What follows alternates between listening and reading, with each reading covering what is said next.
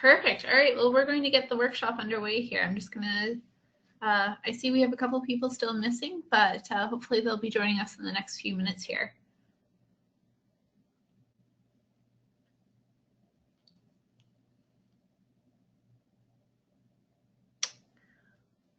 All right. Well, welcome. My name is Allison Anderson. I'm the CEO of Succession Matching, and I'm very excited to have you guys here today.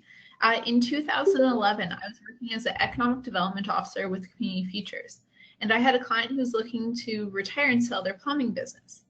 The problem with this industry is when you put up a for sale sign, your suppliers and your customers get nervous. Your suppliers start asking for cash on delivery, which really screws up your cash flow, and your customers don't want to buy a water heater from someone who won't be around to service the warranty. This individual was also a little bit concerned because he had one guy that worked for him, and he was scared that if he said that he was going to sell his business, that the one employee that was super awesome was going to start looking for work elsewhere. So it was my job as an economic development officer to look into options for my client to list their business. I looked at some online posting boards, brokers, and classified ads. None of these options gave them the privacy they needed to sell their business in a cost-effective manner. That is when I started my company called successionmatching.com. Early on, we signed a partnership with the largest bank in Canada and many economic development organizations. I have been fortunate enough to take part in a number of speaking tours with our partners in communities of all sizes. From this speaking tour, feedback from our members on the site, and the one-on-ones with our clients, we have documented trends in the process and the pain points experienced by thousands of business owners who are going through this transition process.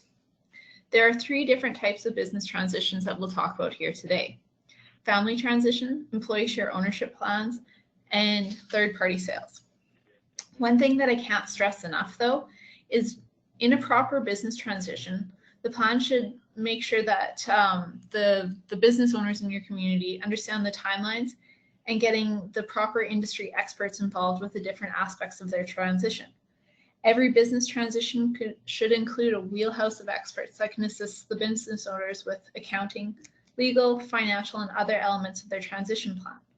Depending on your type of industry that you're working with, economic landscape and transition plans, these experts involved can save you thousands of dollars when you're writing a succession plan or go through the business transition in tax, or increase the likelihood of a successful transition in general. Succession Matching has partnered with Community Futures Capital Region, and we've put together a full-scale, boots-on-the-ground approach to business succession in our communities. Many of you that are on the webinar today are located in Alberta. We do also have a number of individuals from Ontario, so I'll try to touch primarily on those 2 provinces, and then we're recording the webinar and sharing it with some of our friends in Newfoundland, but it's a little bit early for them with their time zone, and I believe some of them had some prior commitments. So I'll be walking through the resources available in those areas in specific. But business owners in Saskatchewan, Manitoba, and Northern Ontario can have free access to our site through the CFDC offices, and we also have programs for buyers that I'm going to talk about later on this afternoon. And I can't stress enough, this isn't actually a sales pitch about succession matching. Don't get me wrong, I'm completely biased and I love our site, but we've experienced a lot of things with our business owners because of the economic development approach that we take that I really want to share with you. So I want to stress, don't worry about it being succession matching. There's a lot of things that you can implement in your own communities, and I really encourage you to do so.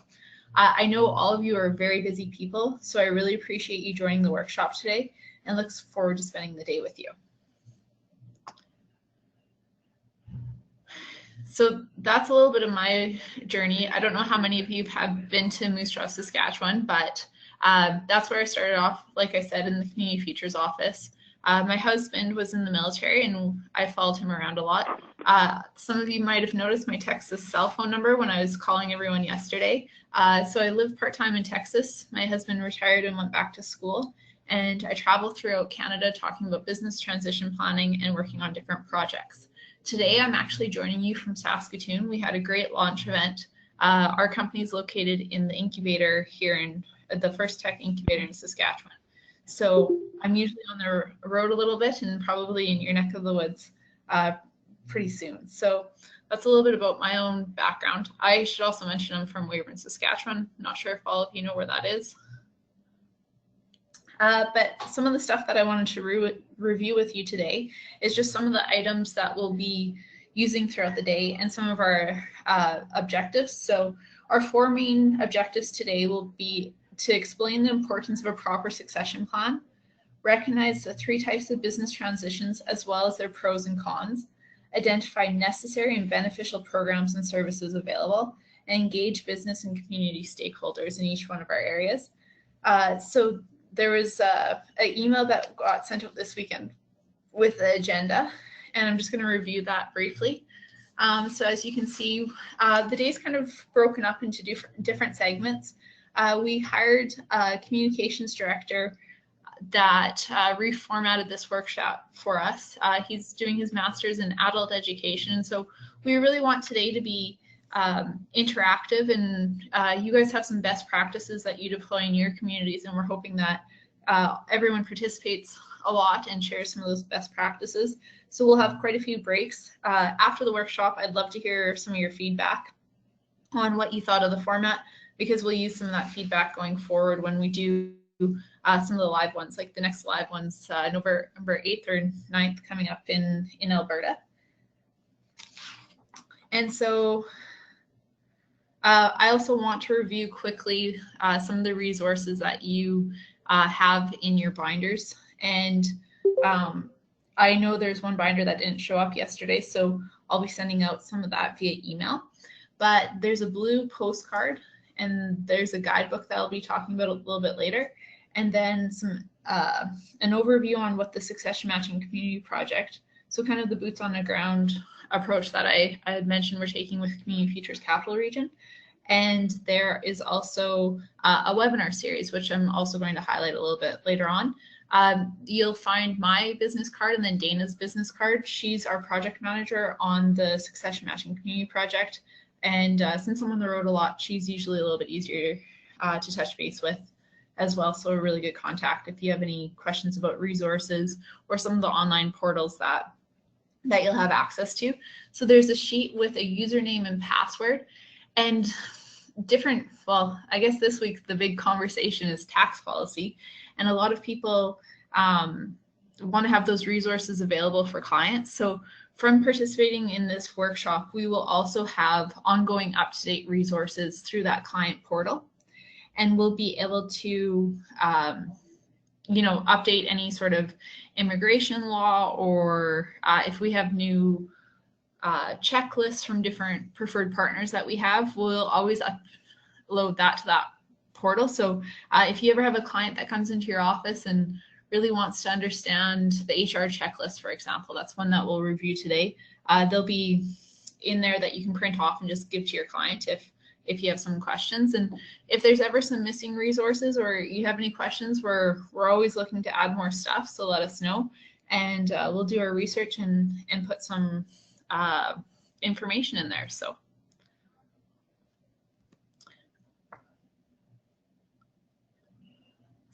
I'm going to open it up to the floor. What I'd like to do, I'm not sure if everyone's mic is working. If it's not working, just you can use the chat box that's located on your desktop computer. And I'd love the opportunity, since we are from different communities and we may not know each other, to kind of go around the table and talk about our name, our organization, and maybe one thing that we're looking to do today or learn today. The other thing that I should mention is there's a link to a Google form. If you've ever used Google Forms before, I'd encourage you to answer some of the questions and the activities in there as well. What we'll do with that is I'll scrub all the information, so I won't share whose answers they were, but I'll put together a list of resources. So today when we're talking about, what we do in our communities to address business transitions or any programs that we want to share for best practices, I'll scrub that information and I'll share it with everyone. And it will be interesting to see kind of what the survey results are. So if you're on the Google Forms, you can follow along there. Our first activity for peer introductions, you can actually answer the first one on there. but I'll give you 3 minutes to think about your name, the organization, what you're looking to learn today, and then we'll regroup and start sharing some ideas.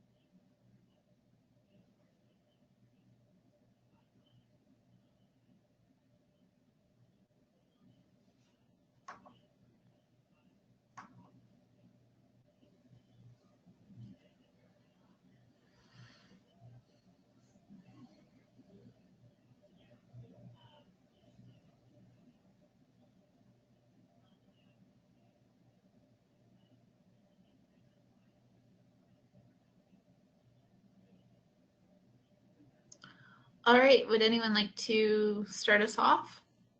If you're on your desktop computer and you do have a mic on your computer, you might have to click the microphone button, and it will give you the ability to, you'll have to unmute yourself. If you don't have a microphone connected to your computer, you can also just answer in the chat box and I can read your answer out loud.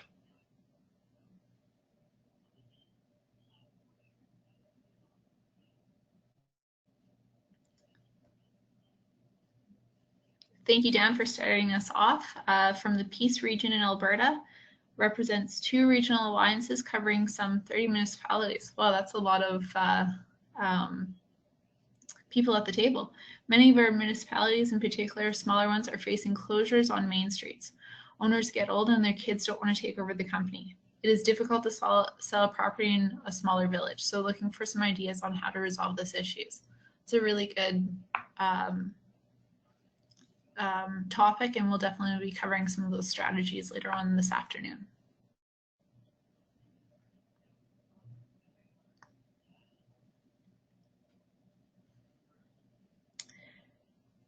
And Allison from Frontenac County in Eastern Ontario would like to come away today with some simple, straightforward talking points that will help me communicate the importance of succession planning to the business owners in our region. It's also another great topic. We'll be talking about that a little bit later on. Meg from the University of Waterloo, conducting research and program development into succession challenges across Canada, particularly through new avenues like cooperative business conversations and stuff. Meg's also, she was telling me a little bit earlier that she's going to be doing a 4-day talk on cooperative models. We don't have a lot of co-op information right now in our workbooks, but I'm hoping to work with Meg on including some of that information, especially in that resource section that we have for everyone that's attending.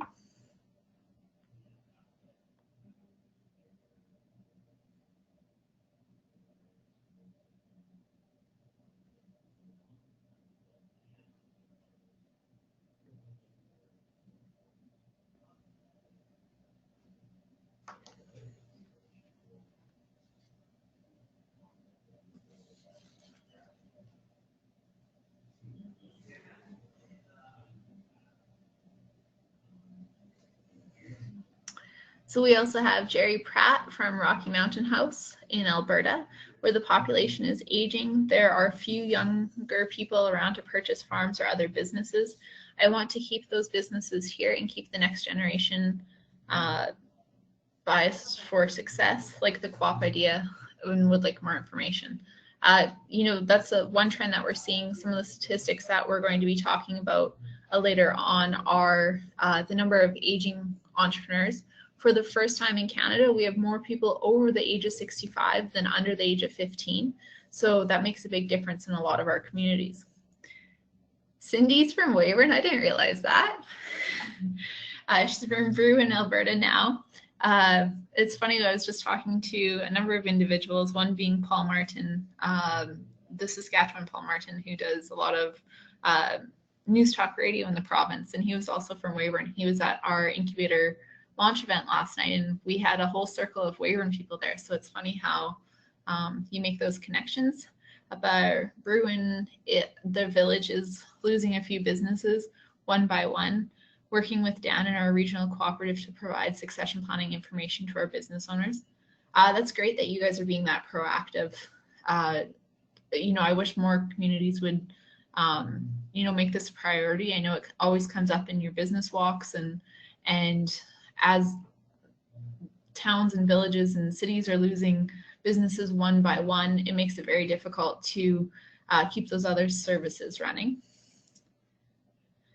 And Dustin from the county of Warner, Alberta, new to the economic development area, looking forward to hearing everyone's issues and learning about some new solutions. Well, welcome, Dustin. Thank you for letting me know that you're new to economic development. Welcome to the field. I know I'm particularly bad for overusing acronyms, so I'll try to watch that today. But excited to see a new set of eyes on some of the things that we've been working with for a number of years. So definitely welcome. I think that's about I'm not sure if John has a computer, but those are some really good informations, and I'll be sending out a follow-up survey after the meeting, and it will give you an opportunity to decide if you want to share your contact information with everyone else. So if people opt into sharing their contact information, I'll make sure to include that on the follow-up survey for everyone. So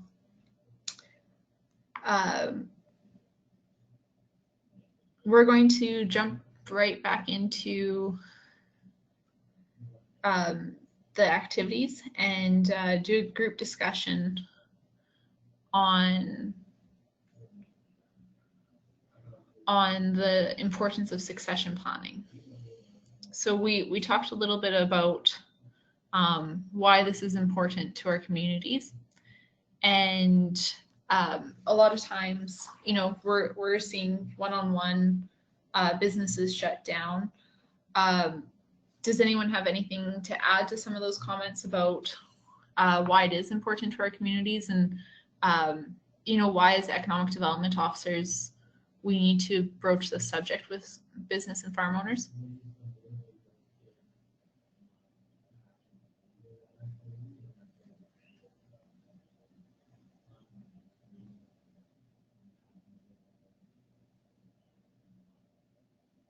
Hi, Alison. I'm going to try using the mic.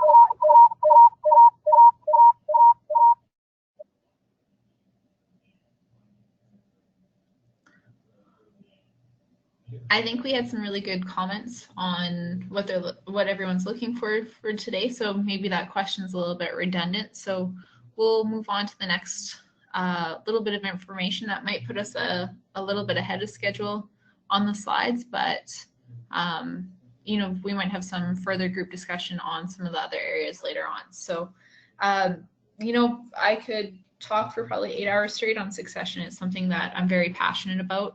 And it's going to affect all our communities. One number that really scares me is $1.9 trillion worth of business assets are looking at transitioning right now. So this came from a CIBC World Market Report that came out about 2 years ago. And, you know, they're projecting, as you see on the screen there, that by 2022, this number will mushroom to at least 3.7 trillion as 550,000 business owners look to exit. So not just in our villages and our cities, we're losing a lot of these services. And like I said just moments ago, we've got more business owners, or we've got more Canadians over the age of 65 than under the age of 15. So this is definitely something that's going to affect all of our communities. Two of the biggest reports that are often referenced is a 2012 report from the Canadian Federation of Independent Business. And they found that 70% of their business and farm owners were looking at transitioning. We work fairly closely with the CFIB. We actually did a series of 5 webinars for them earlier this year on selling, then also on the buying the business side. And one of the things that they were very keen on addressing now, or one of the reasons why they're keen on addressing succession now is because in right after the recession, a lot of business owners looked and it wasn't feasible for them to retire, and so they're finding now that business owners have been able to save up some of the more money for retiring. So they were expecting a flood of business owners to start transitioning in 2012, and now most of the economists are projecting that flood's going to start happening now, and we're seeing that a lot in a lot of our communities. Then also, even as recently as on September 20th, BDC released a report, and one of the numbers that really sticks out is only 9% of business owners across Canada have a succession plan. And a lot of the things that were brought up in the comments, like not as many people are going to the second generation, they really found that this was an issue. But I think we should look at this as almost an opportunity, because we've got a lot of businesses that are looking at transitioning out, but it also provides a great deal of mentorship opportunities. Some of the stats that I'll be talking about a little bit later are only 10% of startups are successful after 5 years, but 70% of people who buy a business. So having farms that are looking at transitioning, having a lot of the opportunities in rural centers, which most of us represent, gives those buyers an opportunity to get into business where they might not have been able to in the larger centers. So I think there's also a light at the end of the tunnel and some different strategies that you can deploy in your own communities to address some of that. And you can go back to see if anyone has any comments on what you're seeing locally. Is anyone having any transition success in your communities? Have you seen any businesses able to find buyers, or most of them shutting down? I'll give you a couple minutes to respond and think about that and respond.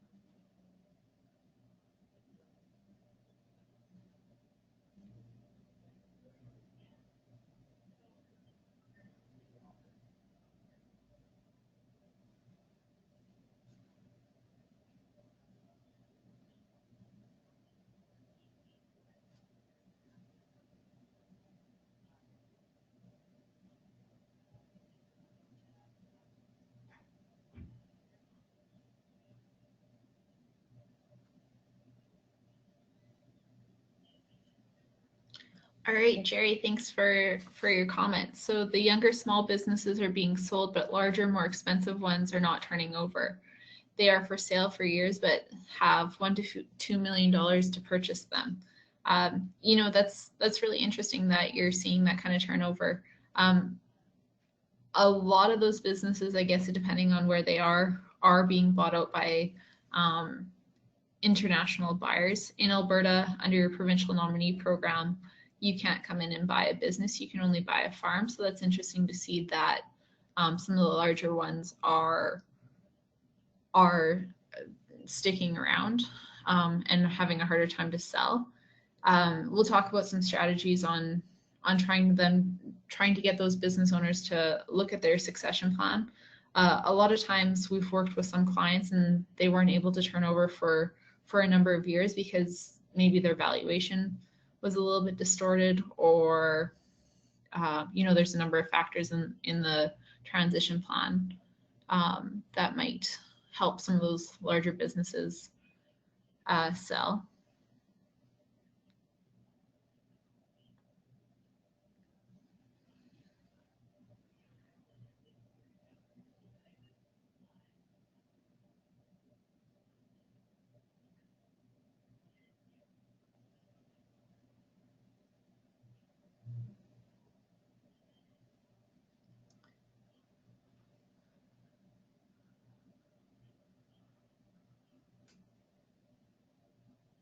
So Allison was saying in her area in Ontario, one of their smaller businesses, the high-end outfitters, kayaks, canoes, were able to complete a successful transition just as recently as last year, and they announced publicly that they were looking to retire and would stay engaged in the process until they found the right fit.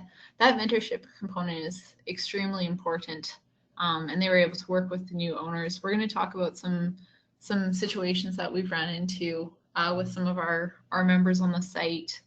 There's even industries that I don't know if I would get into unless the person stayed on to mentor, just because from the outside looking in, it doesn't look that complicated, but with different business cycles, there can be a lot more into it than originally thought. And Dan said that it's becoming more common for businesses just to close down without trying to sell. We're seeing that a lot as well in Saskatchewan. Dan, I know you're in Alberta, but a lot of people are just giving up when the bigger brands move in. But I think there's a huge opportunity for maybe even a younger buyer coming in and refitting maybe their customer experience and really setting themselves apart about why people should get into or should keep coming into the business and supporting it. So sometimes that younger buyer can come in and breathe in a breath of fresh air to keep that business almost a little bit more agile.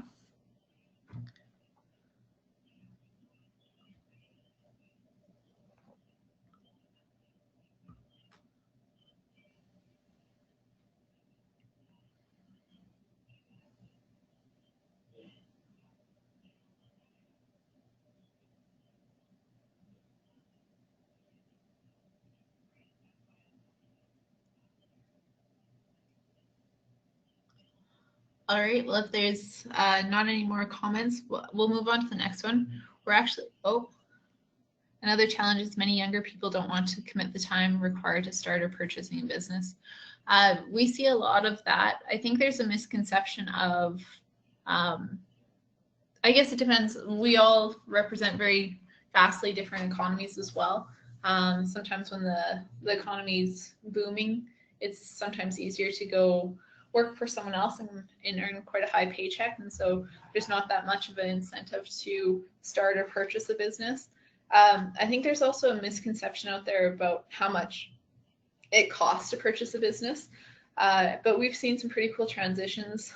As early as about 6 weeks ago, we helped a buyer buy a IT firm in Regina, and he was a recent graduated about 7 years ago. And they set up the transition as a share sale, and Cody is able to earn in over a period of time, which will be good tax planning for the business owner looking at exiting. Cody loves it because he's able to have that mentor and then warm handshakes to keep the corporate clients around, and it works out really well. But I think a lot of people have a misconception about how you can structure some different purchasing. Because a lot of them just believe that it's way out of their reach. I see that specifically as well in the agriculture sector. Being from Weyburn, I hear a lot of my guy friends talk about how it's too expensive to get into farming these days, and they'd never be able to do it. But we've been able to see some matches where some business, like when my Baba and Guido sold their farm, they did the traditional sense and they auctioned off the equipment and sold off the land for market price. But they weren't really, they didn't really have any major health issues or anything that forced them to retire. So I think it would have been a neat opportunity for them to do something similar to what a lot of our members will do, and they'll actually mentor the new farmer, because at the end of the day, no one knows the land better than the farmer that's farmed it for the last 30 or 40 years. So what better person to learn the different aspects around the farm from. So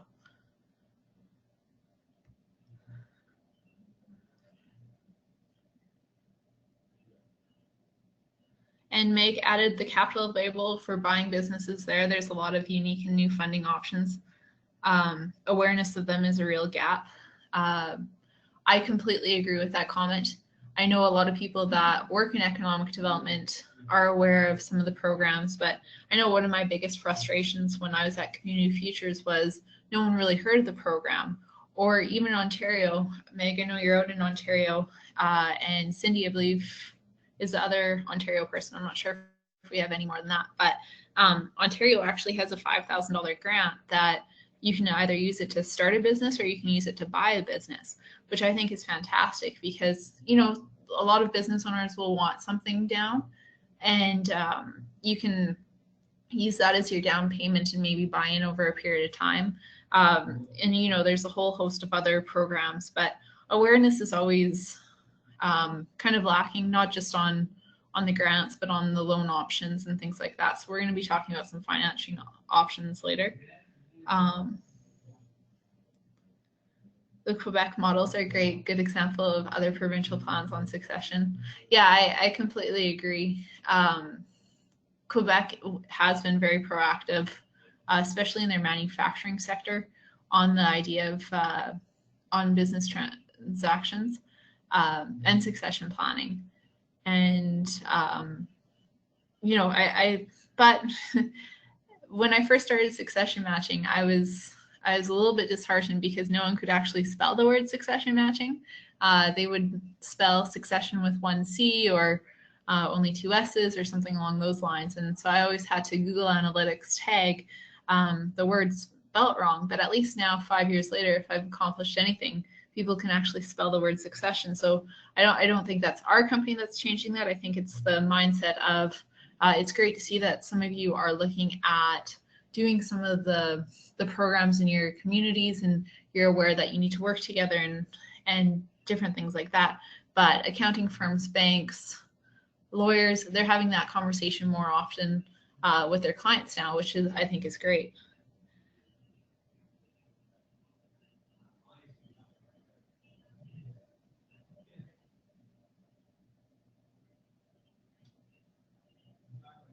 So John had sent a message for you, Dan. I think one of the issues is that many young people are unsure about how to get local or about locating financing to purchase a business. Not everybody has an inheritance or income to save enough to make a purchase. I think helping people, especially young people, millennials, get into creative financing and partnership development would help. Absolutely, I 100% agree with you, John. We'll talk about our youth engagement project a little bit later on this afternoon. But, you know, because there's $1.9 trillion worth of business assets looking at transitioning right now, the owners, I think, are starting to come around to the idea that there might have to be some sort of vendor financing, which also opens up a lot of options for alternative financing through Community Futures or through BDC, or, you know, self-financing the whole deal. So those different structures. But again, a lot of that you can't deploy if you haven't actually put a succession plan in place. And one thing that always surprises me is the average transition plan in Canada actually takes 2 to 7 years. So getting the business owners in our community just aware of the importance of succession planning.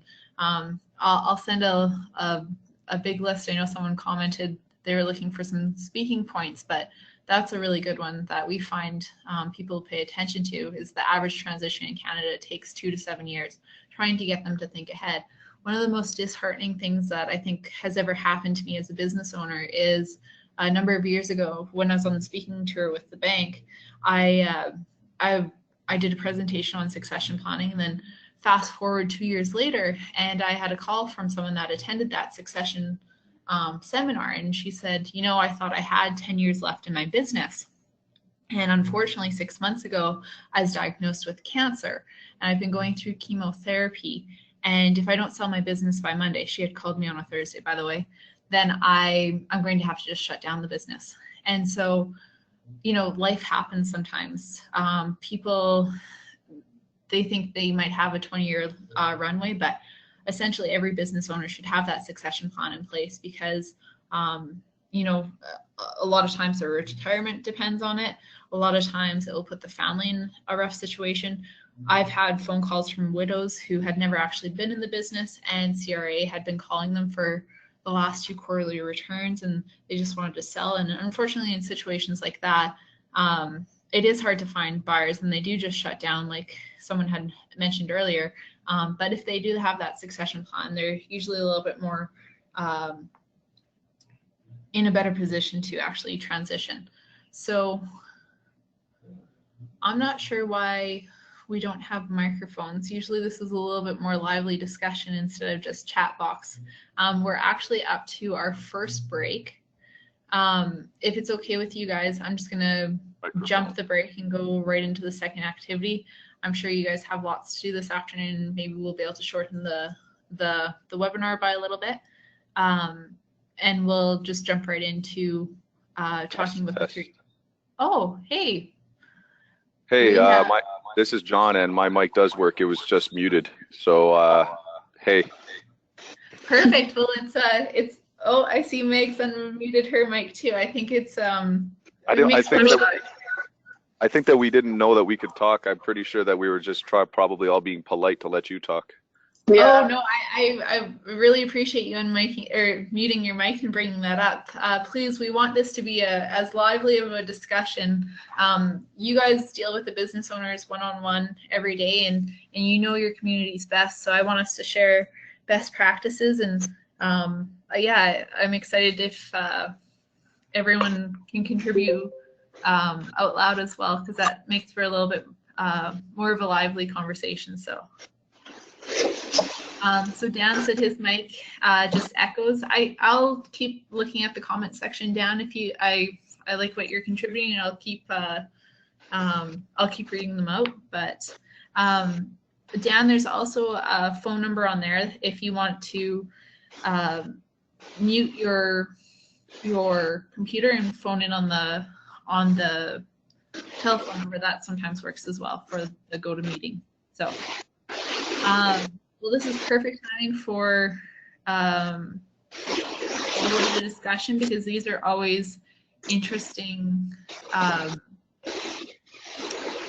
These are always interesting. I'm just going to mute everyone for a couple seconds here because we're getting a little bit of feedback, and then I'll unmute it for the group discussion. But if you're on your Google Forms questions, you can answer it there, or else you can just jot it down on a piece of paper and respond. But some of the questions that we're going to walk through are, who would you most like to have a cup of coffee with?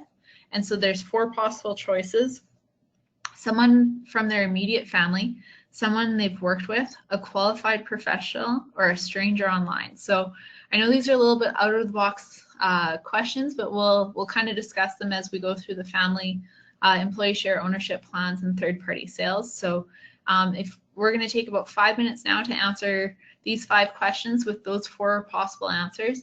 And then if you use your Google Forms, I'll be able to see the responses, and I'll read out which one's the most popular, or else we'll just discuss out loud.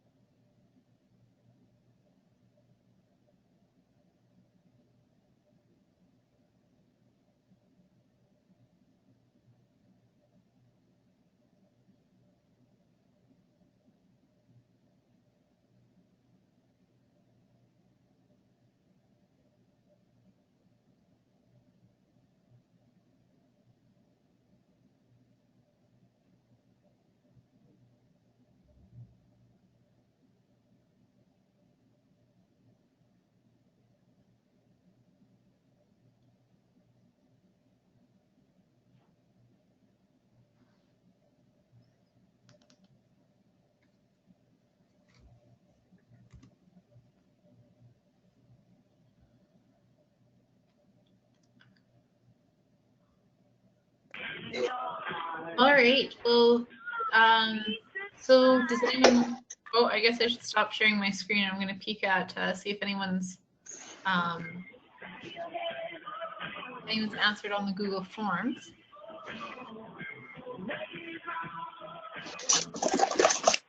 All right. So I see that there are a couple chat messages.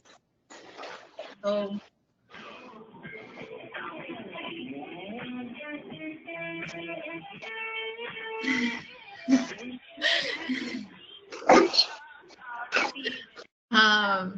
Yeah, appreciate the music in the background. So the first question is, who would you most like to have a cup of coffee with? And so the first response is family.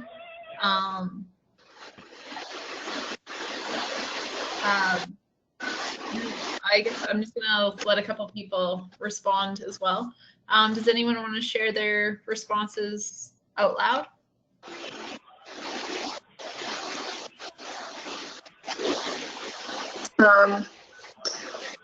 I lost my response. Back. Here we go. I said a qualified professional for most of them.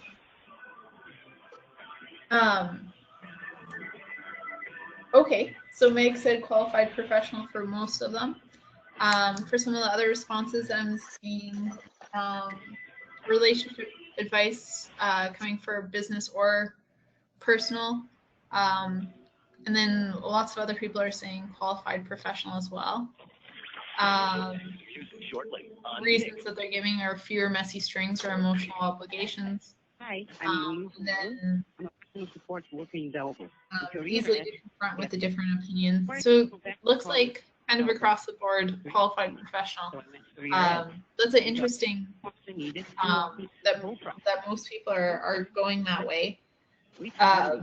I think in practice, a lot of business owners, they kind of turn to their family, or it's kind of like getting medical advice. A lot of people try to get whatever their neighbor down the street said, which always isn't always easy. Whoever has the radio turning down or in the background, could you turn it down a little bit? Oh, and it's 100% Canadian AAA Angus. Flew over bird company. Did you say happy got everything Thanksgiving? I can also just mute everyone while I'm talking so that we don't hear it in the background. We're going to talk a little bit about the 3 different types of transitions. But that's interesting that everyone said, or most people said qualified professional for most of the responses for that. That's actually the first time we've got across the board, primarily qualified professionals. So, I guess I stopped sharing my screen.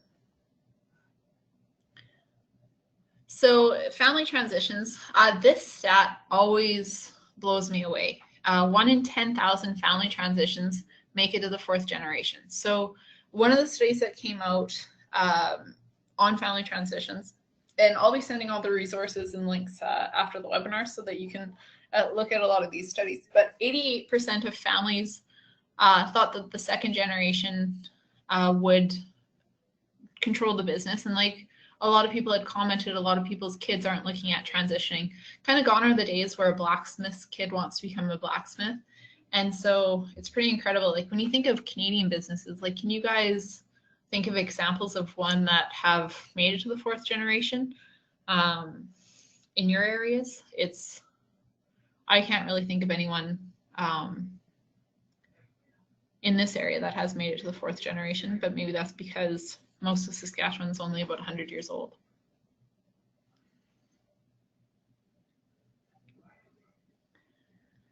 And so only 17% of family businesses, I know that's a little bit better than the average, which is 9%, but it's still pretty low.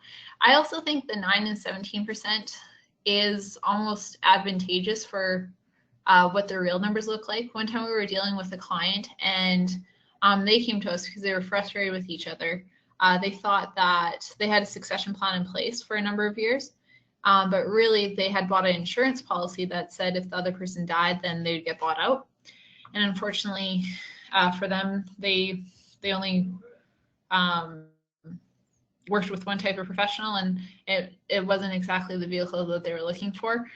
Transition of power in a family transition is extremely important.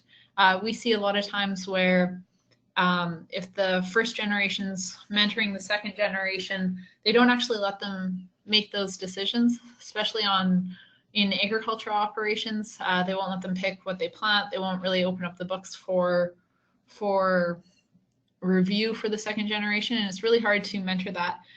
One of the interesting studies that came from RBC on succession transition is if there's not a transition of power after 7 years, then the second generation will emotionally tap out. So a lot of times when it is a larger family operation, so in those $5 million range, $2 to $5 million range, they might do it over a 10-year period. But if there's no decision-making transfer of power after 7 years, the deal should be shut down because the second generation will emotionally tap out. And so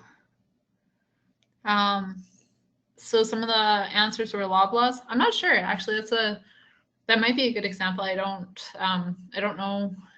I didn't realize that they were still a family company.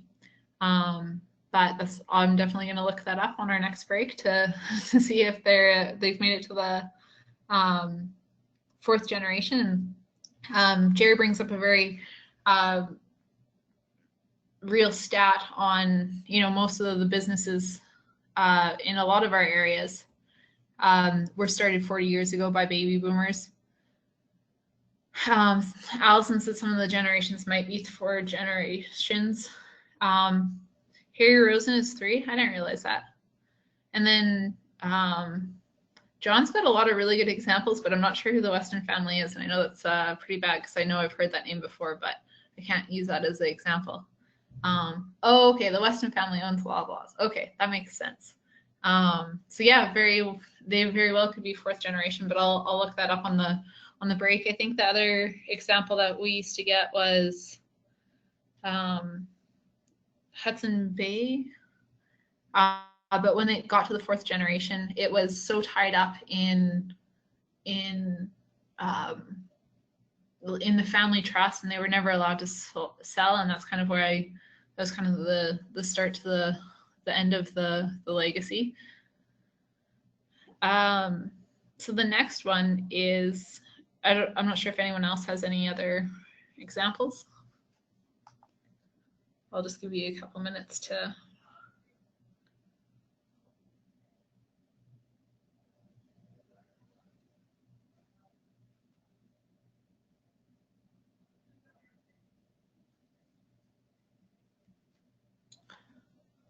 All right, then we're going to move on to employee share ownership plans. And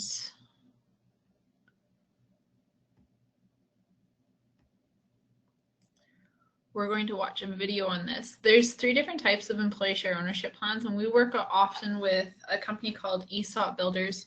They were founded by Perry Phillips. He's in Toronto, and then they have a few consultants across the country that kind of cover different areas. I know these are becoming a little bit more popular. There's everything from phantom shares to not actually getting stock to different structures. So we're going to watch a short video on explaining what ESOPs are. Hi, Dan. Thanks for contacting us in regard to an employee share ownership plan for your company. How did you learn about us? I've been wanting to sell shares to my employees for several years, Perry, and it's been one of my main goals in business, but I just never had the time to do it, nor the knowledge of how to go about it.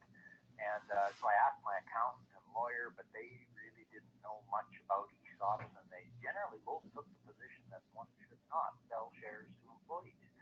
So, but I thought it was a good idea, so I decided to do my own research, and your name, your company kept coming up on all of my searches on the internet, and anything that I read about, it was always you and your company that was there. Well, thanks for contacting us. And let me ask you, why is it that you want to sell shares to your employees? Three main reasons, really, Perry. The first one is that, well, retirement's looming ahead in the not too distant future for me, and between now and then, I want to stop working 24 hours a day, 7 days a week. And don't get me wrong, I love my business, but I think that by sharing the ownership, I'll be able to pull back and maybe have a little bit more of a balanced life. Now, another reason is that I really want to engage my employees to think and act more like owners, so they're making their daily decisions with a bigger picture in mind. I'm confident it would allow them to be more productive, and that would be good for the bottom line. And it would probably allow them to feel more valued in their positions too. I've got a third reason, and that's that for the business to grow and to continue to be successful into the future, I need to retain my top people, those ones who have been there with me and instrumental in our success. And I think that if they were receiving a piece of the profit pie, it would be a great incentive for them to stay. And I also think that, if employee ownership were an option, that our business could be a quote-unquote employee of choice when it comes to recruiting and attracting new talented folks. Right. Well, we like to say, basically, you want to share the insomnia. And over 40 years of independent research has shown that ESOPs do attract and retain people to your company and will increase employee engagement, leading to higher productivity and profits. And of course, as a bonus, it just is fun to work at an ESOP type company. We've seen this time and time again with many of our clients. Let me ask you, what are some of your concerns or questions about how an ESOP will work in your company? One of my big concerns is that for my employees to buy into the company, it's going to take some cash, I would assume. And knowing my employees, I'm not sure if they can afford it. Dan, this is really a common misconception by owners. There are, in fact, 8 different ways that an ESOP can be structured to help employees pay for the shares. And many of them have major tax advantages available for the employees. Our process, which we developed over 19 years of working with companies such as yours, defines 2 stages and the best approach for designing and implementing an ESOP at your company. The first stage is what we call a feasibility stage, where we individually interview you, some of your partners, and also some of your key people to see if an ESOP makes sense in terms of your own goals and the goals of your other key people. This will result in a report that we will send to you in outlining 3 or 4 ways that an ESOP could be designed and the pros and cons of each. Now, if you decide to move to stage 2, then we actually design the ESOP, communicate the plan, and educate the employees on how the plan works.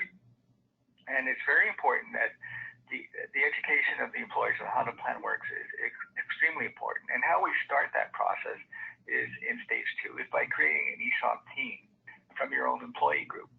And the final result, therefore, is a plan that is fully understood and accepted by the employees. Wow, that sounds good, Perry. So how do we get started? Well, my team will send you an engagement letter that outlines all the costs and all the deliverables, as well as a list of documents that we need to review. Now, once you sign it, then we will start the process. Oh, that sounds really fairly simple. Perry, thanks for helping me to understand this. I feel really good just knowing that there's a proven process out there. I knew that there had to be a model so that I didn't have to reinvent the wheel. And I also knew that if I had to figure this out on my own, it likely wouldn't happen. So this could save me a ton of time and frustration. So I've got another question, Perry. How can I learn about some other companies that have gone through your process? We'd be pleased, Dan, to give you several references of companies that we have designed and implemented ESOPs in their companies. As well, we will give you links to different sites that have research material on ESOPs in Canada, US, throughout the world. And finally, we do have a book that we are publishing, ESOPs in Canada, and that will be available through ourselves or through Amazon.ca. Wow, Perry, thank you so much for your time and for coming over. And please go ahead and send us one of these engagement letters and let's get started on the process. That's great. And thanks for meeting with us, Dan, and we'll talk to you soon. All right, bye. Bye-bye.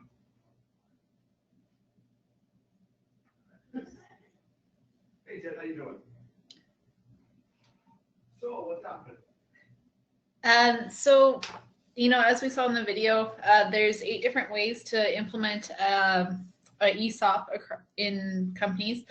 It'll be interesting to see what happens with some of the federal changes, if that will affect some of the transitions to the next generation of owners through ESOPs, and I guess through the other types of transitions as well. So it's kind of a big week for tax changes. The reason why I play this video is because I actually really do like their book. If anyone's looking, I know a lot of the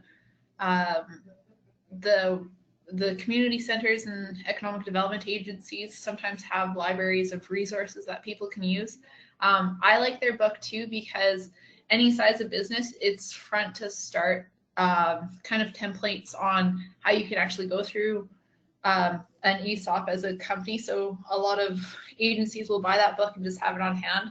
And so it makes it a little bit more cost efficient for your community to explore ESOPs. Some people that are even looking at approaching their boss about an ESOP will read their book and look at some of the conversations. And like I said, it's a little bit more cost efficient if you go through the book and kind of explore it through there first. So our next activity is we're going to take a few minutes and we're going to write out some of the strengths, weaknesses, opportunities, and threats of family transition in ESOPs. So I'm going to give you about 5 minutes to work on that. And then again, we'll regroup and talk about some of the strengths, weaknesses, opportunities, and threats. And again, if you're following along on the Google form, you can also answer on there, and then I can send the information afterwards. So we'll regroup at 5 after and talk about the SWOTs for family and ESOPs.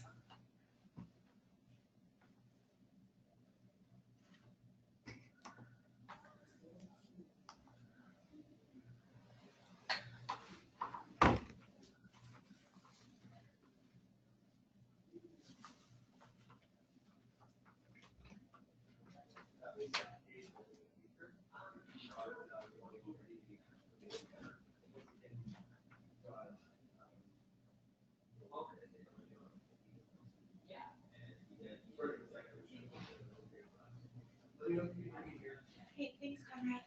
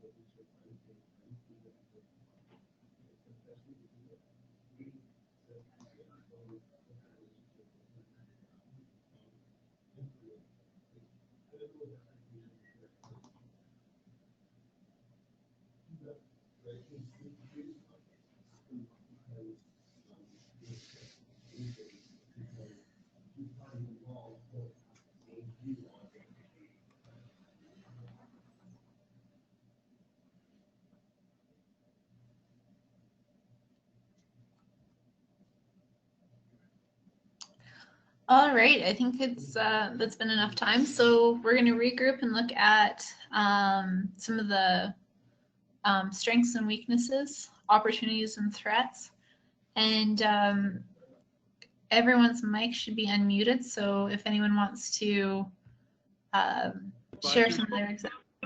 Sorry. Over the years, they've helped whoever's on the phone and has the radio in the playing in the background, could you just turn it down for the piece where we're going to talk about this as a group?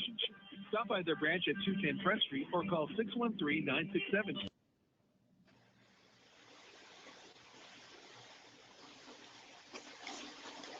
Allison, do you want to do a roll call or?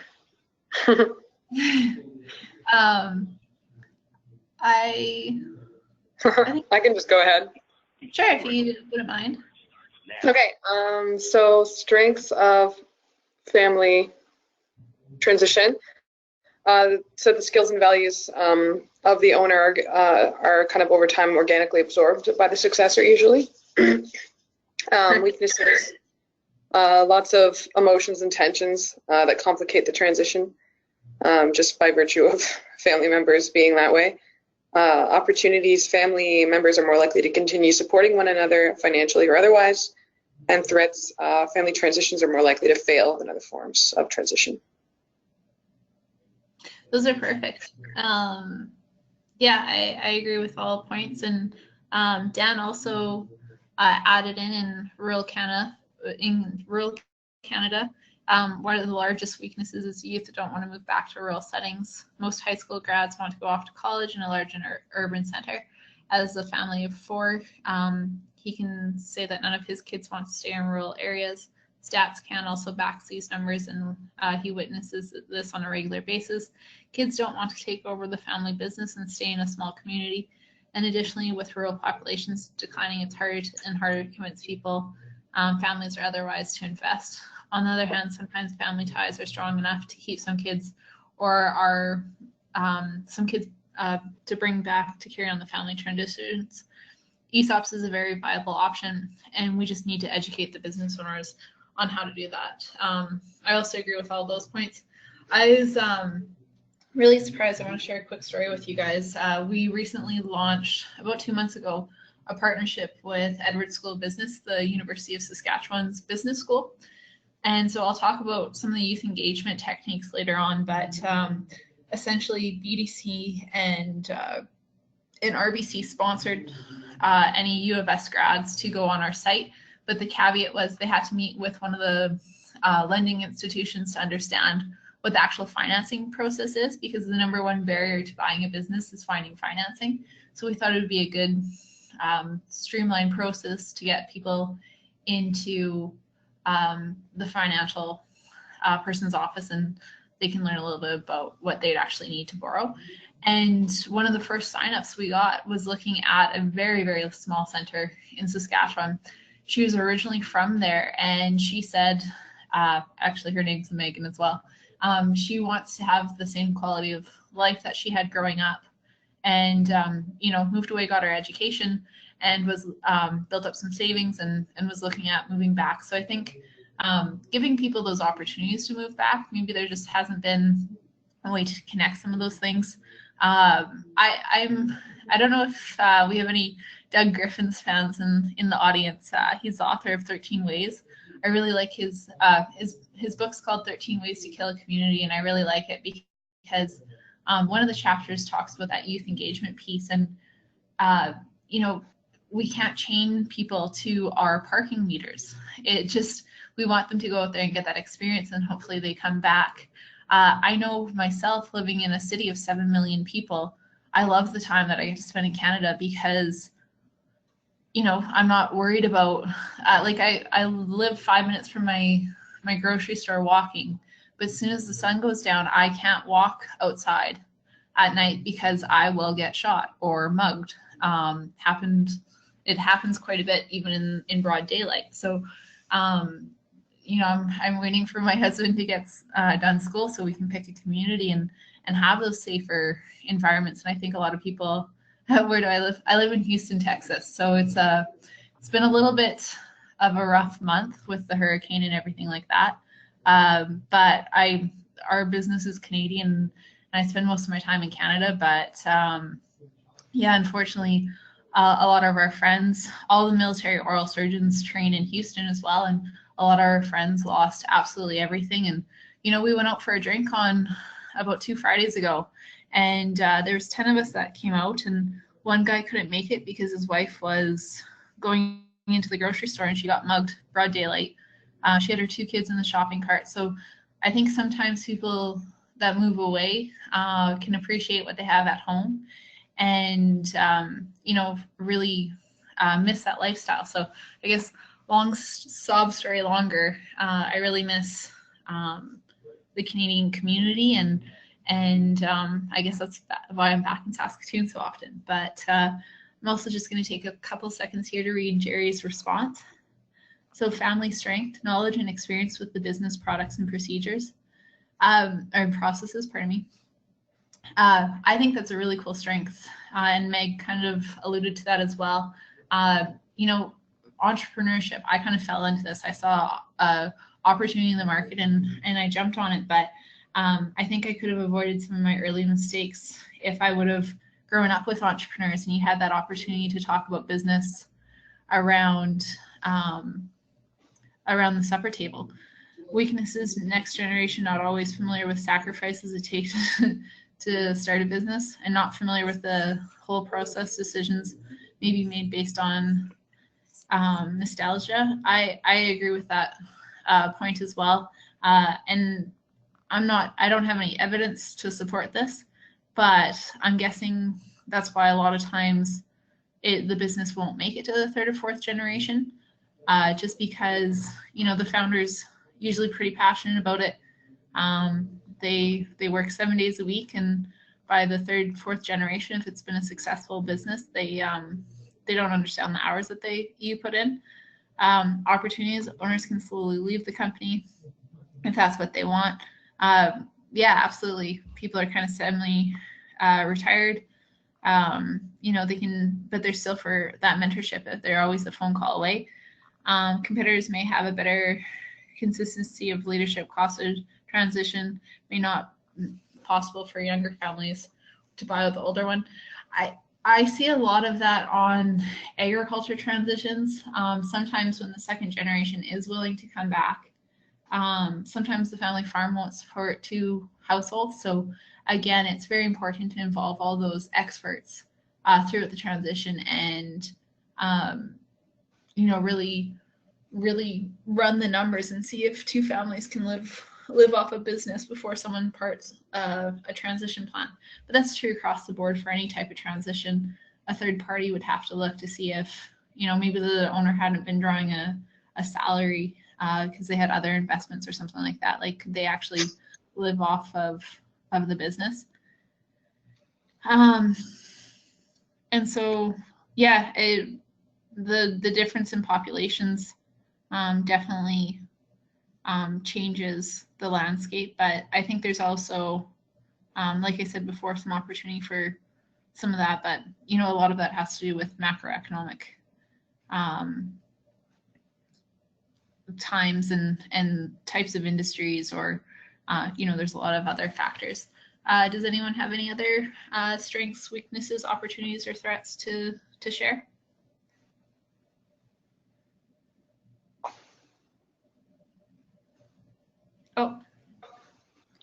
Thank you for letting me know. I'm just going to stop sharing my screen and jump on the form.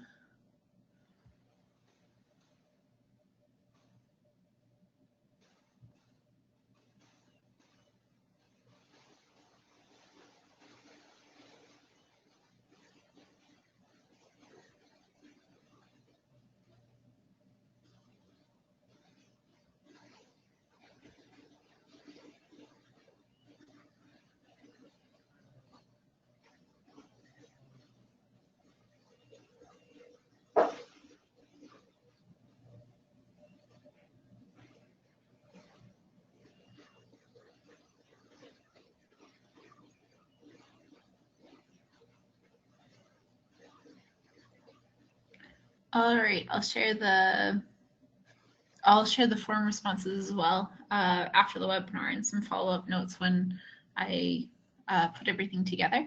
So yeah, I think that's a really good review. Does anyone see any family or ESOP transitions in their communities right now?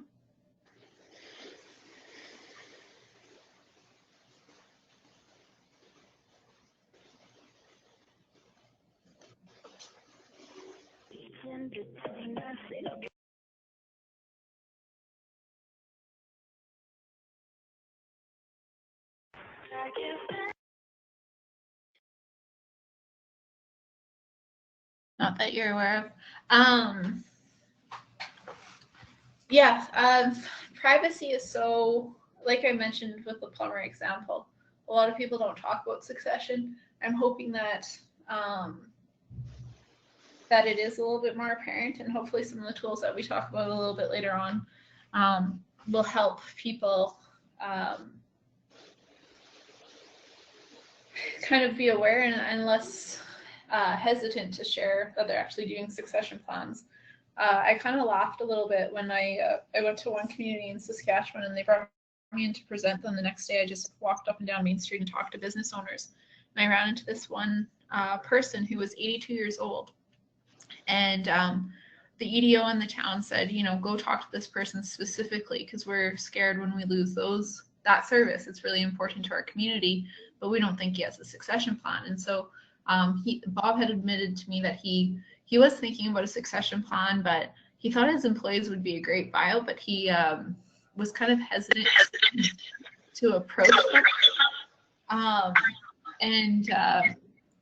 And I just reassured him that, you know, they would feel better off if they knew he had a plan in place. So that's kind of interesting too, that they don't want to share.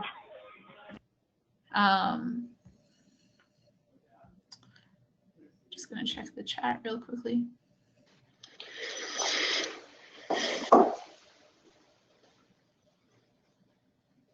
So Allison was saying that not in her community. That's cool that your Bose Beer completed a really successful ESOP transition.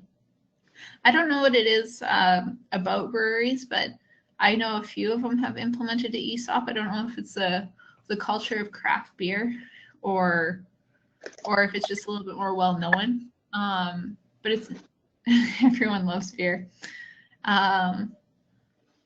That's very true. And Meg commented that there's also great co-ops.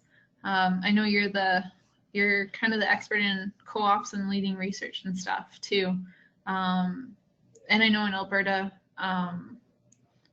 there's quite a few different co-ops like community theaters and things like that communities have been able to convert to co-ops just to save that service as well. So, all right, we'll move on to third-party sales. I'm going to share my screen again. So one of the things that I get really hung up on is, you know, the success of third-party sales, and or how many people actually do a sale. So to someone's comment earlier, most people don't even try to sell; they just shut down. I think this is really frustrating for a number of reasons. Like obviously we're losing that service in our community, and then we, that person might have been better off in retirement if they did find a buyer. But I think it's that lack of education, or sometimes it's too expensive to set up a succession plan. So I'm hoping that we'll be able to share with some tools. So this video that I'm about to share with you guys is from our webinar series. So this is from our last webinar series. I am going to give you a heads up. It is a little bit a longer video. Do you guys want to take maybe a 5-minute break before I start playing the video? It's 25 minutes long. It's got a lot of really good information in it. But does anyone need a break right now? I'm good. Okay, so I'm gonna. Pardon me. Oh, we got some people who want to break. Okay. We will take. Oh.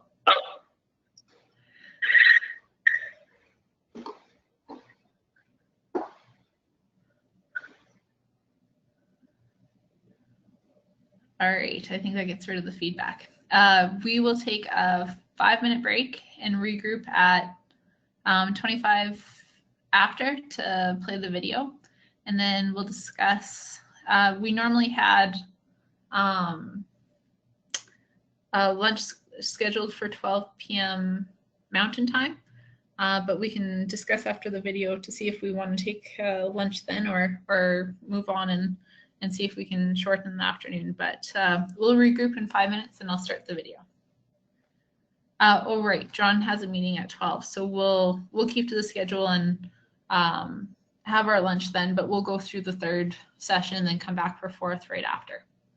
So, okay, we'll take a 5-minute break and circle back and watch the video after the break.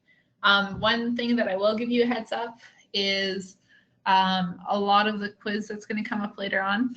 I know everyone loves quizzes. Will be on points from this video, so you don't want to miss it. See you shortly.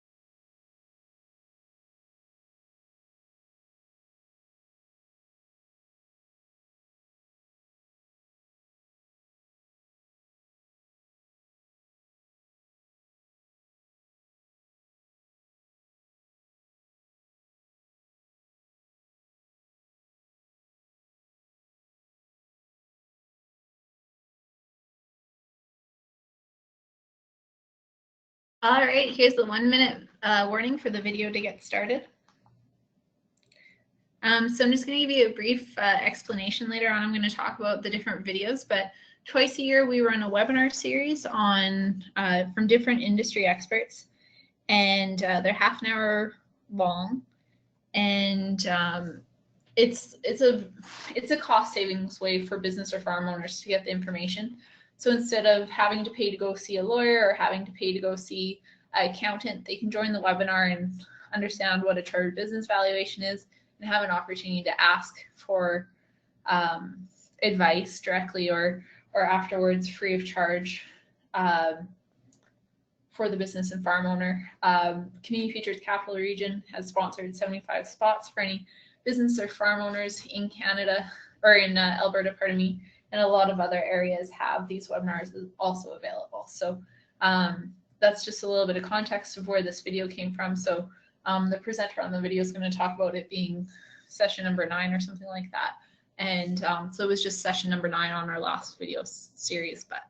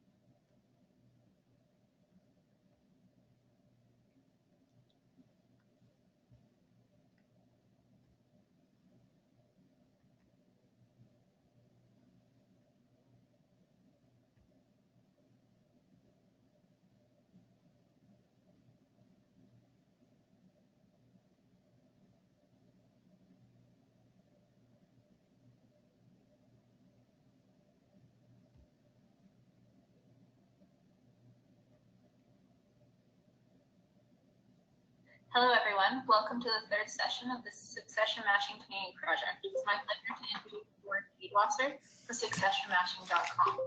Warren will be talking about third-party sales and moving your business to curb appeal.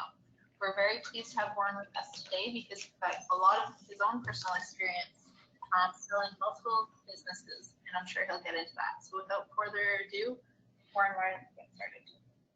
Sure. Thank you, Allison, and thank everyone for coming out today, spending some time to participate in a topic that is of increasing importance as we see aging entrepreneurs look towards retirement.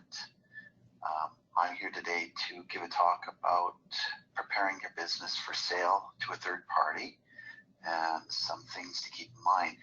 Just want to start off by saying there's nothing I'm going to tell you that's probably a huge surprise, and everything I'm about to tell you really involves putting yourself in your buyer's shoes and seeing it from that person's perspective. The business that you've built up is second nature to you at this point, but a lot of the things that are common sense to you are going to be completely foreign to your buyer. And any way that you can help your buyer get to a successful purchase agreement will work in your favor to reaching a successful deal. There's lots of little things that you've built up over the years that you need to take stock in and document and understand why your business is truly unique and why you are offering exceptional value to your buyer.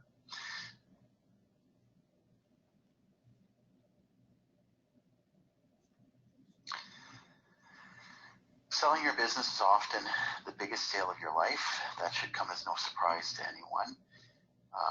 There are a lot of things that contribute to that, and it's really understanding first and foremost the difference between the price and the value. So the price is what you and your buyer have agreed, but it's based on the tangible and intangible aspects that drive the value, all the little things that make your business unique, and all the little things that you need to communicate to your buyer to show what value they're getting in exchange for that price. And as I mentioned earlier, all the little things that seem like common sense to you, not common sense to your buyer. So writing those things down, taking a look at all the little areas, and being ready to communicate to your buyer. And first things first, being mindful of all the areas that you can make a first impression on. And this really stems from the moment somebody walks into your business off the street. The first things that grab their attention, all the little unique idiosyncrasies that really make your business stand out. And as I mentioned, also putting yourself in your buyer's shoes. Imagine yourself walking into your business for the very first time, or even having a friend or an arm's length person go through that so that they can give you valuable feedback. It's never too early to plan. I think the most successful business transitions are one in which the business owner is always thinking about, how am I going to communicate what I do? What am I doing that's unique, and what's going to make my business stand out when ultimately I am looking for a buyer to continue the business on? And all of this ties into earning your goodwill. Lots of people use that term. They don't quite understand that it's not just simply the difference between the book value of the assets and what your buyer is paying for. It's defining those things and all the little intangible parts of your business that you've grown up over the years. I'm going to go through 8 broad areas that allow you to focus on what you can do to prepare yourself. Number 1 is financial. That should be of no surprise to anyone. Number 2 is taking a look at your own unique business landscape. 3, the operations of your business. 4, cosmetics, how your business looks, feels, smells, all those things. 5, your organizational chart, what that looks like today and what that's going to look like after you're gone. 6, your corporate culture, probably the biggest intangible item in your company that few people even talk about, but makes a huge difference. 7, your buyer need assessment. Why is your buyer coming to you? What is it that they need? What do they see benefiting from the post-transaction deal? And understanding that as you begin to prepare what they're going to want to see. And lastly, preparing for due diligence. I think due diligence is probably the biggest area where huge potential gets lost, and deals that started off looking very favorable tend to go sour pretty quickly. So any amount of work that you can do to prepare for that, the better. Number 1, financial. This should come as no surprise. Your buyer is going to want to know all of the numbers, all of the statements, all the things that drive the economic value of your business. And once more, a lot of these things are going to be second nature to you, but completely foreign to your buyer. So the best thing you can do is try to clean up your statements, make them as simple as possible. You're going to see, for most businesses, or a lot of small businesses, there's a lot of non-business items on the balance sheet. Maybe you have personal property, maybe you have a personal car, all those things you should do your best to try and clean up and remove before you present your statements to a third party. Lots of businesses over the years have built up multiple accounts for different customers and different reasons. Now is the time to make that as simple as possible. Get rid of old accounts that you don't use anymore. Make your general ledger as clean as possible. The simpler it is, the easier it is to communicate to your buyer. And there's an old saying when it comes to audits: if it's not there, I won't be able to ask you any questions. So make it easy. Don't have your buyer become lost in complicated numbers that just aren't material to the business anyway. Normalize your income by separating you from the business. Your buyer is going to want to know, what does this business look without the current owner? And the easier you can paint that picture for your buyer, the better. So try to put together even a set of pro forma statements that allow your buyer to see what the business is going to look like post-transaction. Your buyer is going to do this anyway, but if you can feed him that information and make his analysis easier, then I think that makes it easier to get to a successful deal.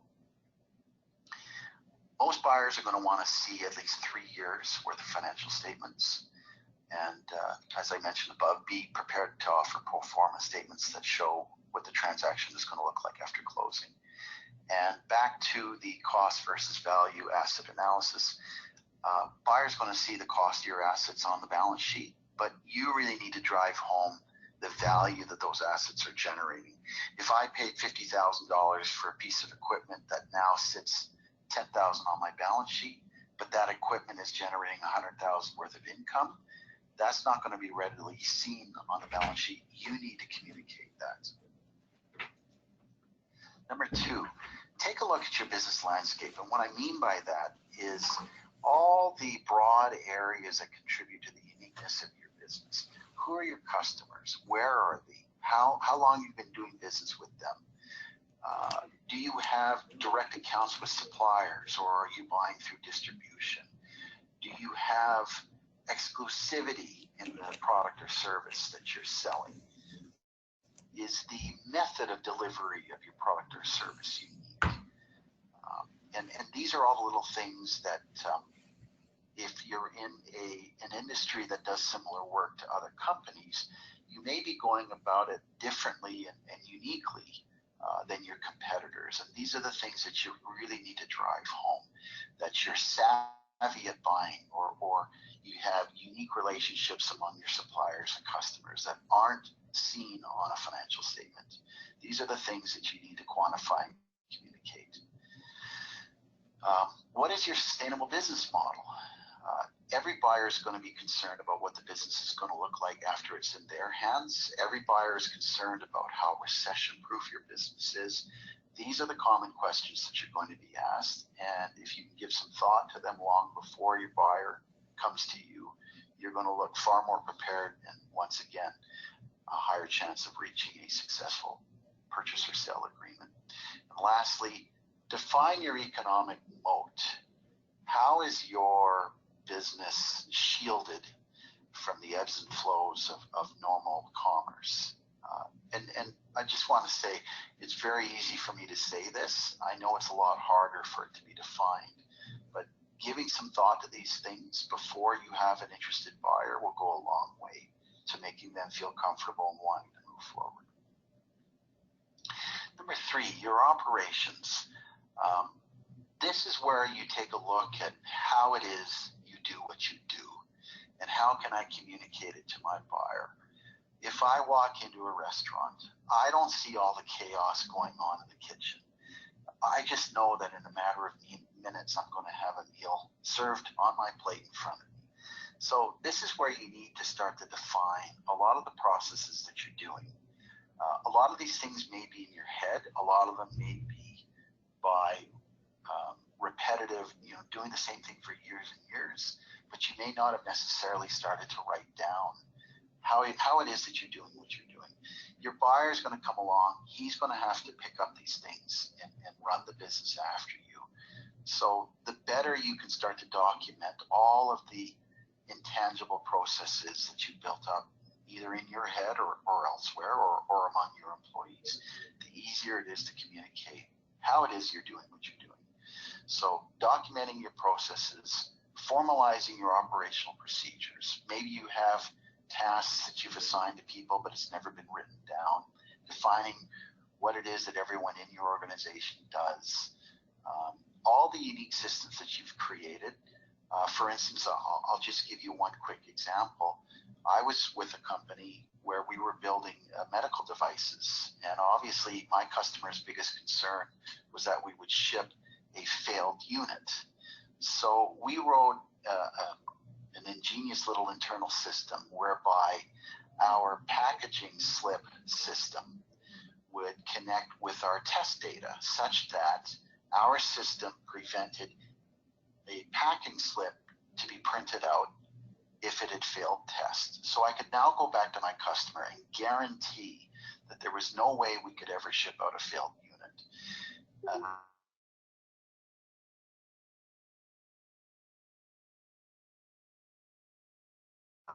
Allowed us to show that our operations were rock solid. Recording and writing down all the little controls that you have in place against loss, any sort of inventory controls or product controls, manufacturing controls, any of the things that have helped you do what you do time and time again successfully. how your business is uniquely bulletproof. I touched on this in the landscape part. How is it that your business is protected from something out of left field that would really throw a monkey wrench into your operations? And lastly, now is the time to explain to your customer what's secret about your secret sauce.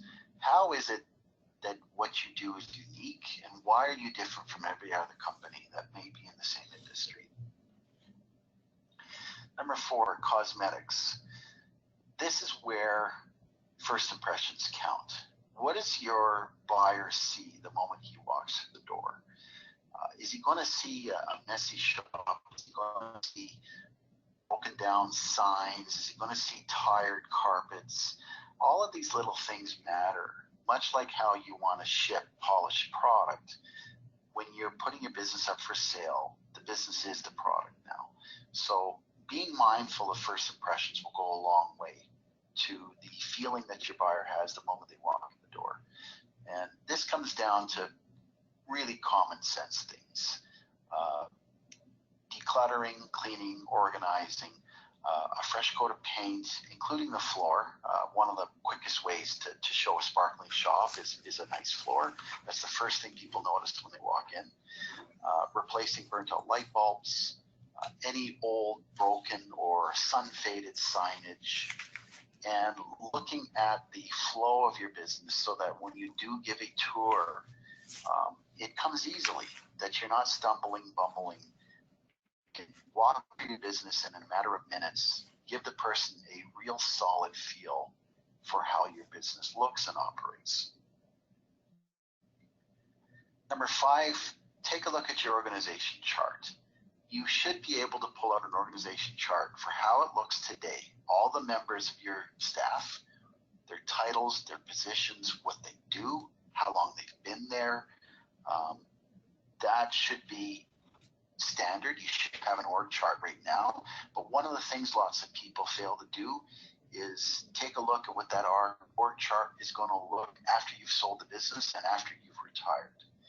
This is one of the things that a buyer is going to be looking for, and if you can deliver it to them with ease, it makes their decision easier. So how does it look when I've removed you from the business? Or maybe there are several family members in the business. How is the business going to look after the current owners have exited the business? If you can show that you have a management team in place that can step up and run the business in your absence, and that the organization chart makes sense, once again, much easier to get to a successful purchase or sale agreement. And that involves, as I said, just defining who it is in your organization before and after, showing that you have things in place, and also going beyond that a little bit and comparing your staff attributes to the industry averages. Demonstrate that your staff have stability and that they desire to stay on, and that the business isn't going to collapse after it's changed hands. Number 6, corporate culture. I started off this presentation by saying this is probably the biggest intangible that few people talk about. I'm going to say that corporate culture within a small business is the biggest asset you have that doesn't show up on your balance sheet. Corporate culture is the reason why your employees stick with you. It's the reason why your customers come to you. They're all the things that make your individual business unique. And communicating all the things that make up your culture is really, really important towards giving your buyer an emotional attachment to what makes your business unique from all others. It's simply everything that you are, all the reasons why you do things, all the little customs, traits, traditions that tie into your operations, the unique things that keep your staff engaged, how your culture is different from your competition. I think every small business should be in a position to answer that. Little rituals or traditions that create a sense of teamwork. You may have weekly events or events for birthdays or summer barbecues, or maybe you have retreats, or you do something different for your Christmas party. All of these things that make you unique and really drive home your unique corporate culture. Oftentimes that culture is why your customers choose you over others. And lastly, does your culture match your buyer's culture? Maybe your buyer is an existing business and they're looking to roll your operations into theirs. If you can show your buyer that you have good synergy and your cultures match, once again, that makes their decision much easier. Number 7, taking a look at your buyer's needs. Why is your buyer interested in buying your business? What are they on the hunt for? How is this going to complement their objectives? Understanding that and being able to communicate it will go a long way. How does buying your business solve problems for your buyer? What is your buyer buying? It's not just the assets. I can assure you of that. Your buyer is interested in your product, your processes, your staff, your intellectual property, your supply chain. These are all the things, once again, that don't show up on a financial statement that you should be in a position to communicate. Does the buyer want you to stay on after the transaction? Are you prepared to work with your buyer if that happens? A lot of businesses run into some grief where those objectives don't necessarily align. Can you meet the objectives of what your buyer is looking for? And lastly, does your buyer have a reasonable post-acquisition target in mind? And do you think that your business is going to be a good fit for what they have in mind and the growth that they have in mind after the transaction is completed? Number 8, due diligence preparation. This is the last area that I'm going to cover today. And due diligence is, as I mentioned earlier, it can really make or break whether you get to a successful purchase or sale agreement.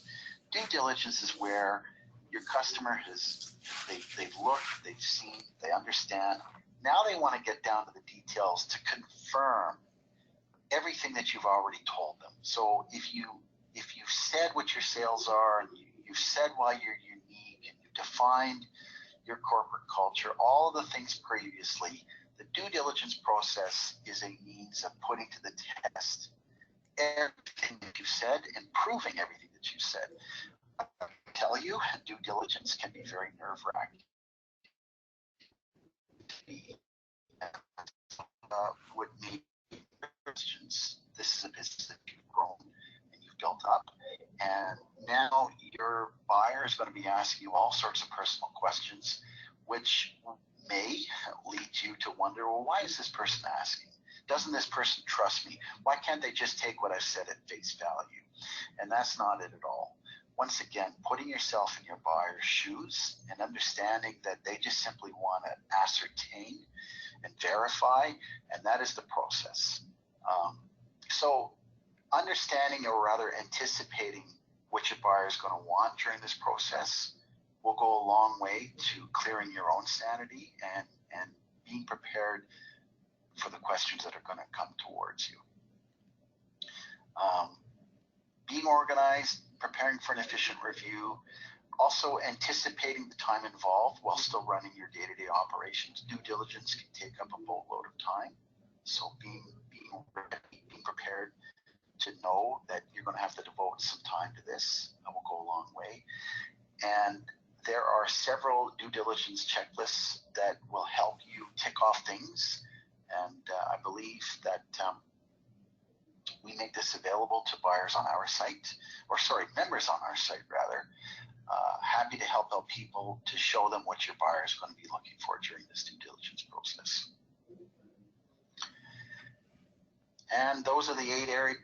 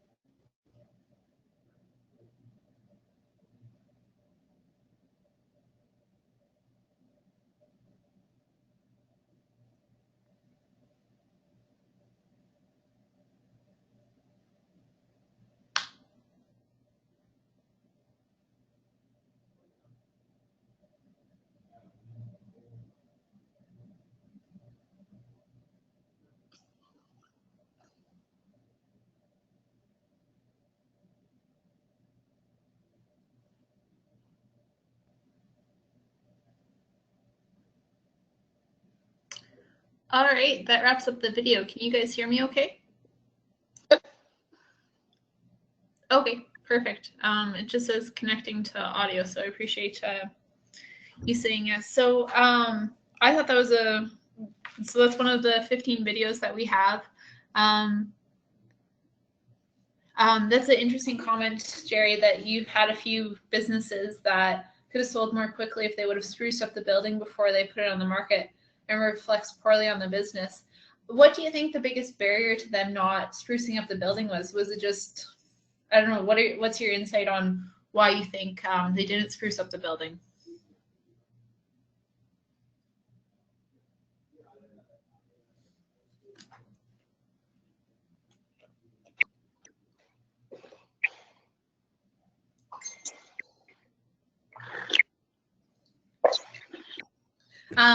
I completely agree with you. Getting close to the sell time and didn't want to spend invest money. One of the things that I'll be sending out to you guys later on is the report that BDC released on September 20th.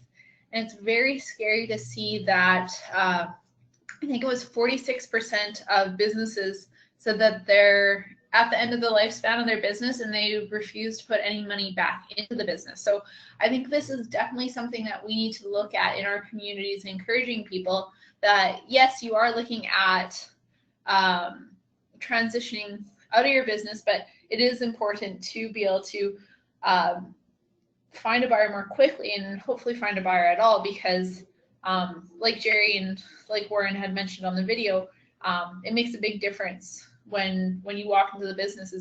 It's the first thing that they see, and it kind of that first sense that they get if they can see themselves in the business and stuff. John also says they don't realize that the storefront, people are cheap. They don't realize the storefront appeal is no different than resident home curb appeal in terms of value. And so I'm hoping that just basically educating business owners, or even just having, pointing out some strategies to the business owners that they can deploy, like have someone that they have a trusted relationship, point out some things, because if they're in the business every single day, they might not see that the sign's faded. That just might become common practice for them. So a few of the questions that I have written down, did anyone have any comments from the video that we just watched?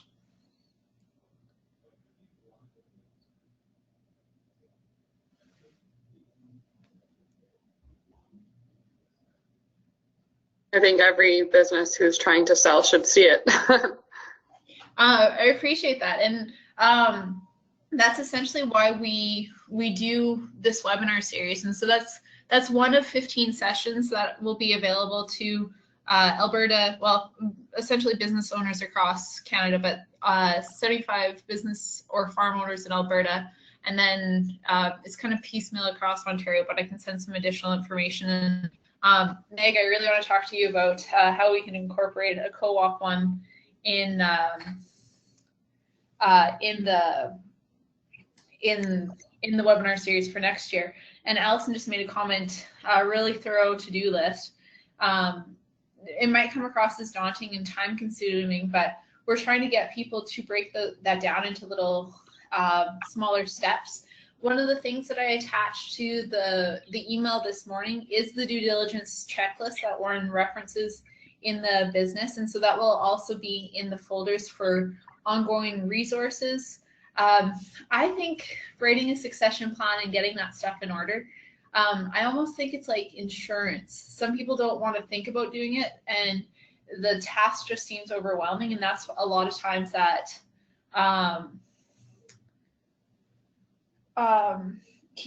there's a lot of times people are looking at sorry, I lost my train of thought there. Just to I was reading John's next comment. It says it looks like Warren's located in Alberta and it appears he'd be a good consultant to prep businesses for sale. Warren actually works internally with succession matching. So if anyone joins our site, they have access to those services free of charge for checklists of things to do, but really trying to break it down into bite-sized pieces and understanding how fast the process should take for each one of the 5 phases also seems to help the business owners a lot. So, and you know, as community leaders yourselves, it's if you have a checklist, and maybe that's something that you look at offering internally through your economic development services. Maybe you have a program where you go out to the businesses and walk through the checklist with them, or say they want someone to come look at the business and kind of point out a couple of things that they can, you know, increase the customer experience when they walk right in the door. So if the owner has the information compiled ahead of time, it helps the buyer know if he wants to proceed and helps with financing. So certainly worth the time spent. Absolutely, Cindy. If someone has a folder of the information, it is good policy for HR, for everything, to have a lot of that stuff up to date. I know business owners are pulled in a million different directions, but having those checklists, it's good business practices in general, though, to understand when your lease is coming up, or understand your organizational chart. Because like I had mentioned before, the client that I was working with that was going through chemotherapy, she wouldn't have foreseen her illness coming up, and she thought she had years ahead of time. So people need to have that, what happens if I get hit by a bus plan, to make sure that everyone, they could step into the business, or you know, even hiring people, it makes it a lot easier if there's organizational charts and some of those processes in place. So a couple of the questions that I have for you guys as kind of a quiz. The first question is, how many family transitions make it to the 4th generation?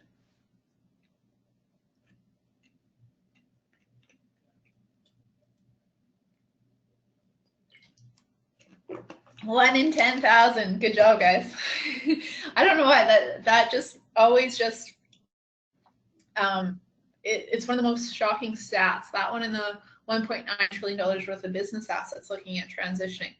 So the next question is a little is based on employee share ownership plans, and how many different structures for ESOPs are there in Canada? Perry had mentioned it on the video. 8, that's correct. How many businesses listed with business brokers find a buyer? This was on my slide.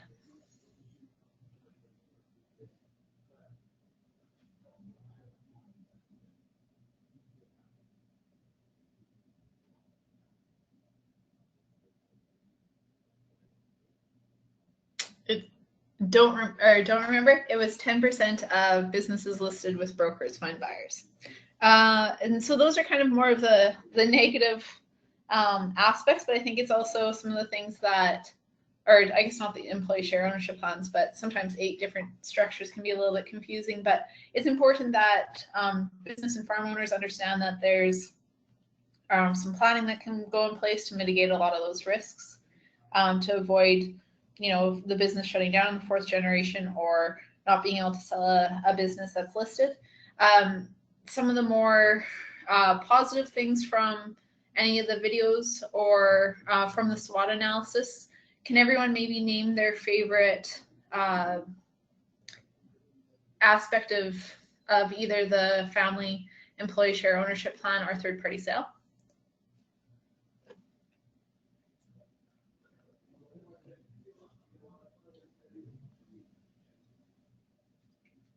So for me, I think ESOPs and their ability to kind of enhance the governance of an existing business, and actually enhance the employees' engagement with the business, is really, really valuable. Yeah, absolutely. And I don't know if there's a direct correlation, Meg, to like, I know there's research that any publicly listed ESOPs on the stock exchange, they always fare recessions better than others. So I don't know if you guys have any insights onto why you think ESOPs might be able to weather the storm a little bit more, but interested in anyone's comments on that. Or Meg, did you find similar things in the co-op models that you were studying? Absolutely. So with co-ops and ESOPs, because the governance is a little bit more distributed. ESOPs are a little different because it's still like, you know, shareholder owned. Whether or not those shares have been equally distributed is another discussion. But when it comes to recessions, cooperatives and employee-sponsored ownership plan firms are able to make concessions and make compromises when it comes to wages and when it comes to reining back on expenditures rather than just laying people off and losing capacity that way. So a lot of studies indicate that they are able to sustain recessions much more easily because they have that dynamic governance quality that allows them to put their employees and the business itself first over that of just simple profit making. So you just brought something up there, and I just want to ask a question to clarify. So ESOPs, the structures can be different. Is every co-op model essentially one share, one vote, or like can someone have more votes on a co-op? In co-ops, it absolutely is one member, one vote. So no matter how much money you have invested in the co-op, you will only ever have an equal voice with everyone else.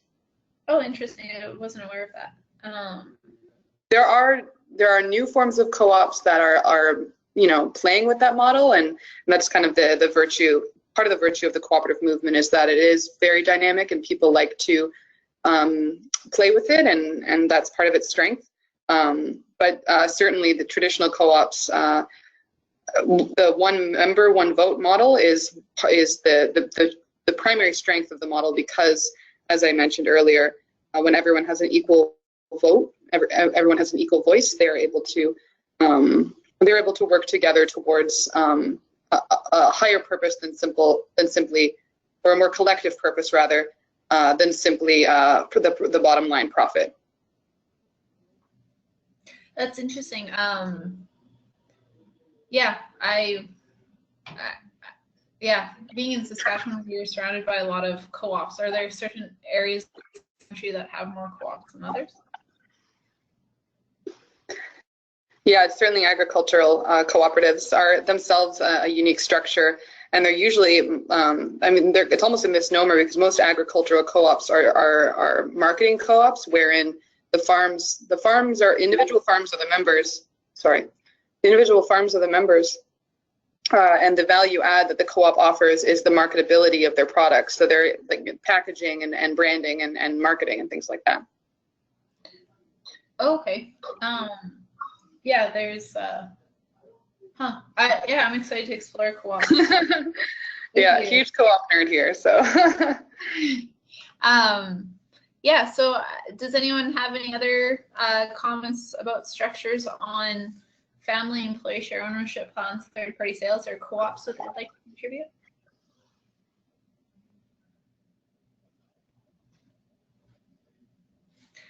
All right, we're going to move on to our third section.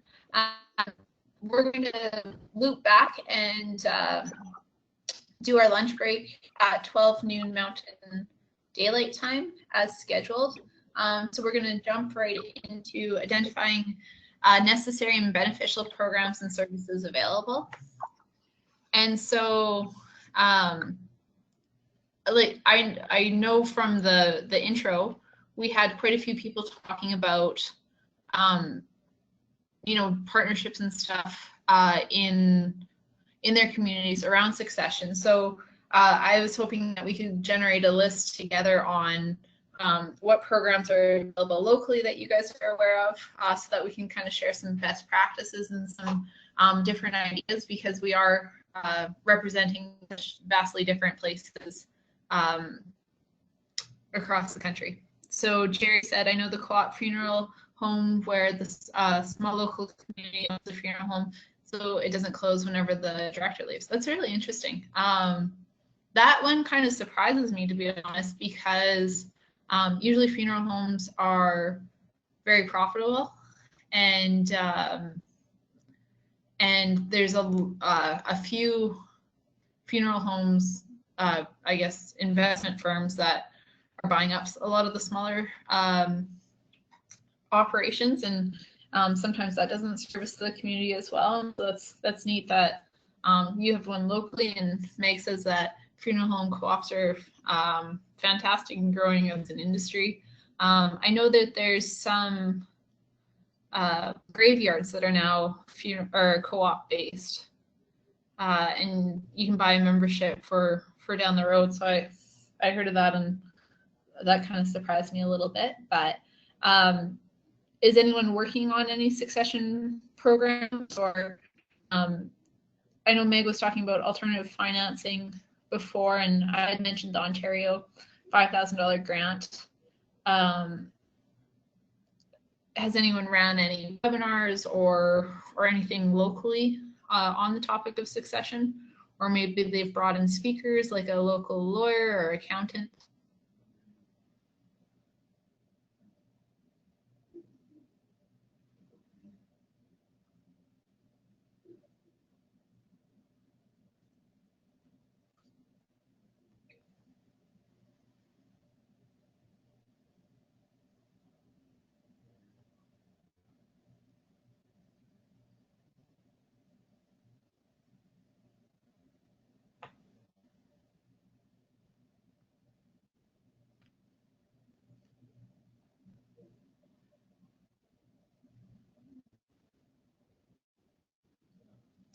Greenhouse, the incubator center at University of Waterloo for social enterprises looking into succession training for young entrepreneurs. That's pretty neat. We did a webinar with Futurepreneur Canada and CFIB on the buyer side. It took me about 2 years to get Futurepreneur Canada to change their national website to say we do financing for startups and buying a business. So I know that's kind of a small victory in the grand scheme of things, but I'm hoping that economic development organizations, and I know there's quite a few people on the webinar from Community Futures, I hope you look at your own marketing, and I know a lot of you like to lend to people buying businesses, and just really encourage you to get people to, when you're putting out marketing, to incorporate that you guys do lend to people that are buying businesses as well.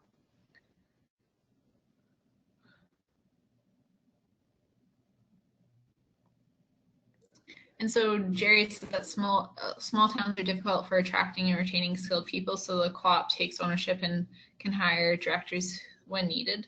That's a really good point. And then Cindy said, when I worked for a financial institution, we brought in a lawyer and a financial advisor to do a seminar. Absolutely no attendees, focused on small business and farmers, but individuals I spoke to said they weren't ready to talk about it. I'm going to talk about that in our next section, which I think will be right after lunch. Why some people are so hesitant to attend some of the seminars, and kind of give you some tools and maybe some marketing language if anyone decides to have something locally. Say you bring in your accountant or something like that, or a lawyer, to do a seminar. To be honest, the one town that had the best turnout of anywhere I've ever seen is a small town in Saskatchewan called Rostron. And when I spoke there, they had 76 attendees. They have 1,500 people that live there. And it was just, so we'll talk about some of the strategies that they're using. And then we'll have 6 different ways that you can talk to any of the business owners in your community about succession. And it doesn't matter what your budget is for talking about it. There's lots of resources and things like that you can spread around. Depending on the province too, and this will be in the individual folders, there's a number of programs for consultants. So some provinces will pay up to $10,000 to bring in a consultant to set up an ESOP.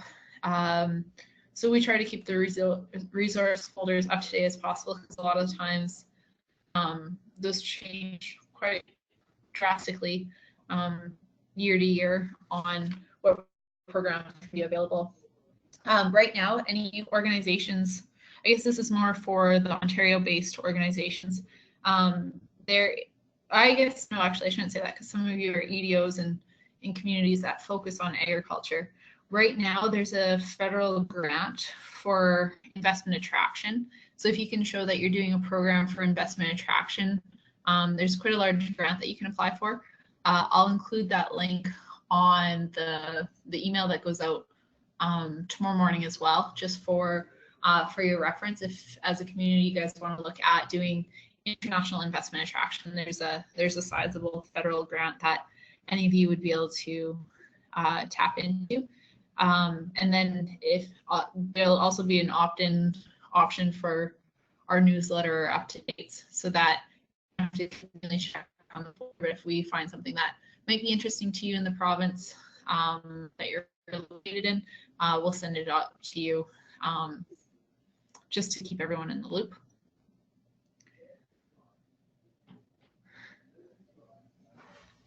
Any other suggestions? All right, we're gonna go on then to timelines and expectations. I kind of talked about this a little bit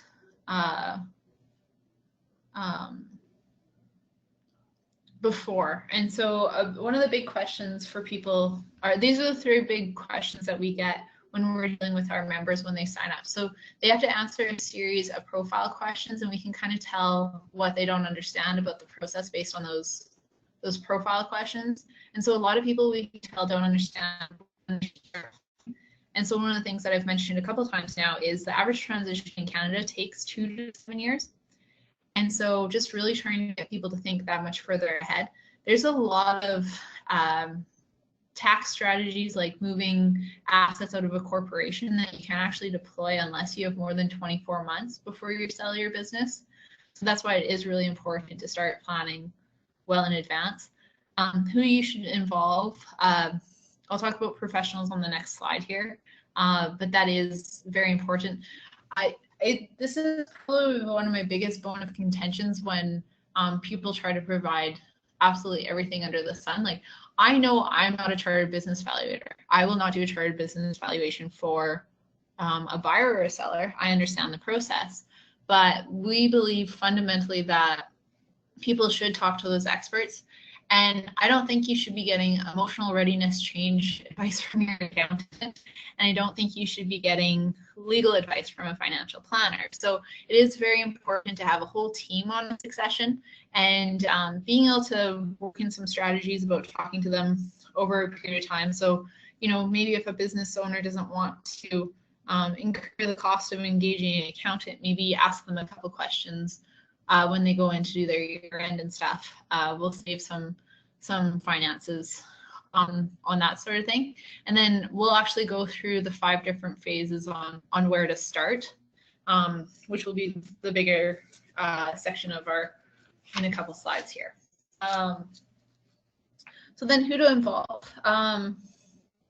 I want to kind of open this up for a question for you guys. If you guys were suggesting to business owners who they should talk to about their transition plan, who are some succession planning professionals that you guys would suggest?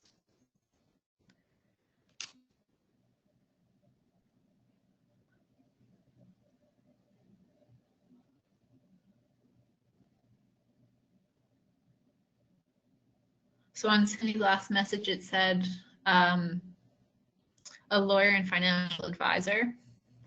So those are always really 2 really good ones. Lawyer, accountant, succession planning consultant. Thanks for the plug, John.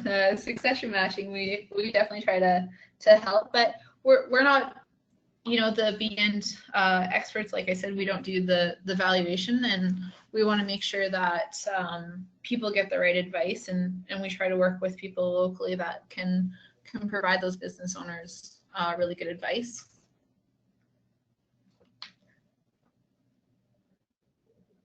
That's awesome that your local credit union has some lenders and tax planning specialists that regularly talk to clients about succession planning. If they're really active in this space and you do want to do a project later on, Jerry, let me know. Because we actually got confirmation yesterday from the Canadian Association of Credit Unions that we're doing a webinar for them next year. And so we're really trying to get credit unions to do local projects with different organizations. And so that might be a really good segue that we can, you know, help engage the credit unions as well in your area to work with you on a succession planning strategy. And then Cindy said most financial institutions have a team available, includes lawyers and financial planners, and link the local accountants and tax specialists. Absolutely. So those are some of the big areas that you guys just talked about. So financial planners, lawyers, accountants, succession planning consultants, credit unions, tax specialists.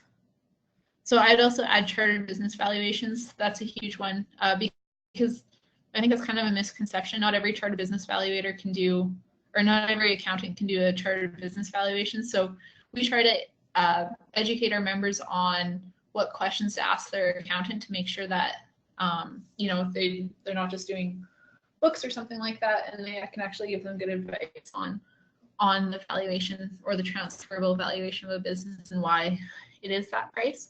And we're going to talk about that on the next slide. Even like some other, so some more specific consultants that I would suggest would be like the ESOPs builders. If someone's looking at ESOPs, I know there's some consultants that specialize in co-ops. For our webinar series, we bring in Elaine Fraze for, I don't know if anyone reads Grain News, but she writes I don't know if it's weekly or monthly column in Grain News on farm family transitions. So that's a really big topic as well. And so a lot of specialists that are fairly focused in their area of expertise. And a lot of them, like, I guess I'll use one of the examples that I was going to talk about a little bit later, but a lot of people don't realize why they're not ready to transition their business. We were working with a car dealership, and the dad asked for $1 million extra at signing, and he didn't know who he was going to be in transition, like after the succession. And so it's just people might not realize that, you know, if they're not so-and-so that owns the McDonald's, they don't really know who they are afterwards. And so getting people excited about retirement as well kind of breaks down a lot of those, the barriers that they set up for themselves. So the first phase of getting business ready to sell, this process can take 12 to 24 months. And some of the things that people need to get in order are their books, make sure that they understand the transferable value of their business and why, identify internal issues. So Warren had talked a little bit about that on the recorded webinar that we saw, and make a plan of action and take action. So the first step is obviously getting the books in order. So many times I run into clients that, you know, they haven't done their books in 2 years. So making sure that something that might seem basic to you as an economic development professional, making sure that they have those, because that's always the first delay. And it's very hard to determine a value and understand the process if you don't have those books in order. And then by implementing a process, you can maximize your ask price. Bookkeepers and accountants are beneficial to engage during this phase because of their background and knowledge of the owner and business. So a lot of people, sorry, I'm just going to grab a sip of water.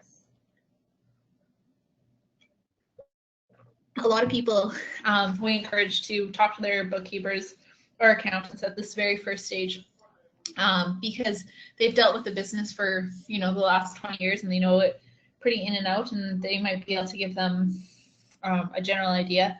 Again, chartered business valuators can be engaged in this stage to understand the transferable value of a business and why. By reviewing the valuation, the company should be able to identify areas of improvement and build a go-forward plan and take action to implement changes. By doing this exercise early on in the process, the business owner will also better ensure that the business isn't dependent on one person. So we heard a lot of that in Warren's presentation. A lot of people don't realize that you can't sell a job. You need to make sure that it is a transferable company and get that set up. which will increase the value itself and the likelihood of the sale. So we're going to watch a quick video. I think it's maybe 1 minute or 2 minutes from a chartered business valuation.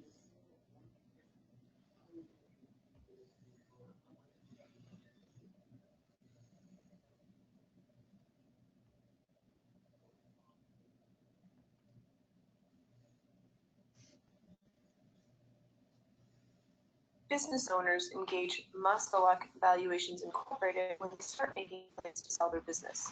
This may be quite some time before the decision is made to actually sell. At that stage, MVI provides an initial and objective estimate of the ballpark value of the business to aid the owner in their planning. Once a business owner decides that the time has almost arrived to actually list the business, he or she engages MVI to provide a more thorough valuation, aimed at providing an accurate estimate of the fair market value of the business to be sold. Fair market value is based on a number of issues, mostly financial information and a risk profile for the business. MVI provides the business owner with a report that includes the rationale and all the detailed calculations in arriving at the fair market value. Fair market value is an excellent starting point in determining an asking price. MVI can then help the business owner to determine an asking price, usually higher than the fair market value, but still supported by the valuation report. Muscalac Valuations Incorporated thus equips the business owner with the starting point of value as well as the tools to negotiate a successful sale.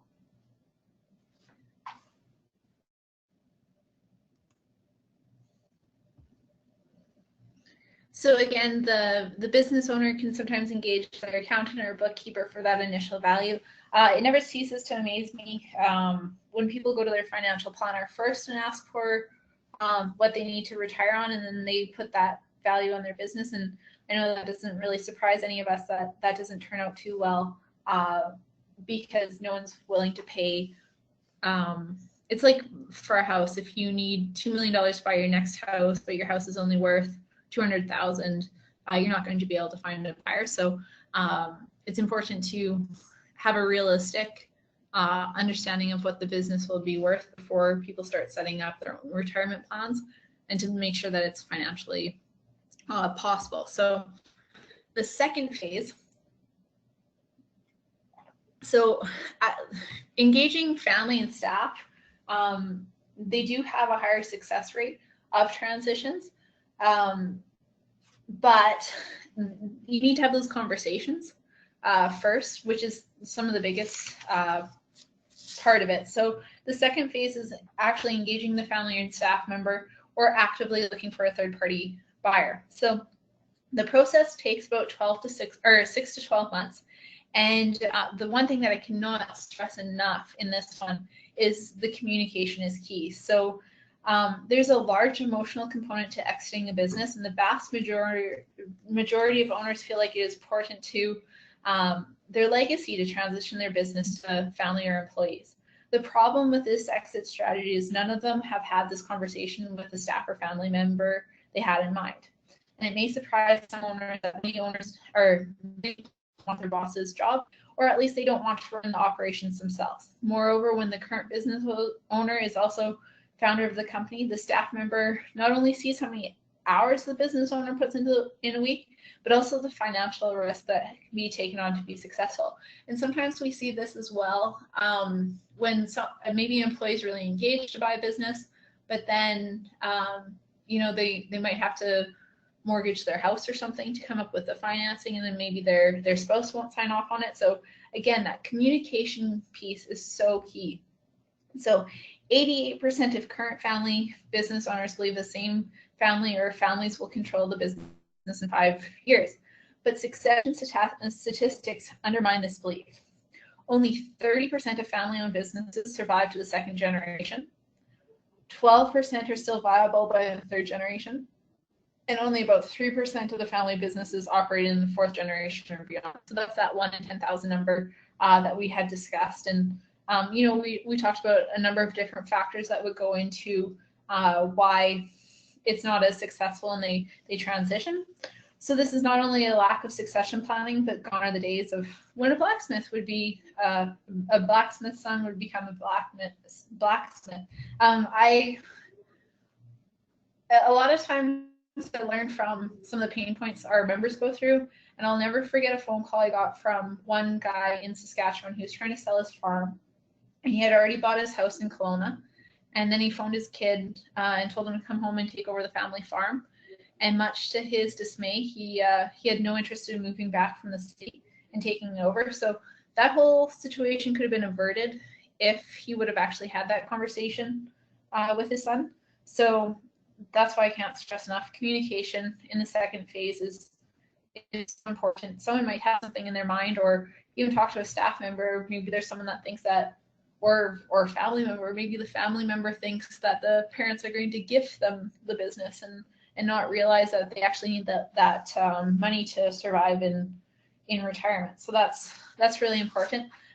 Another thing that I shared with you today on that email is and it's also in your shared folder of resources, is a merger and acquisition HR due diligence checklist.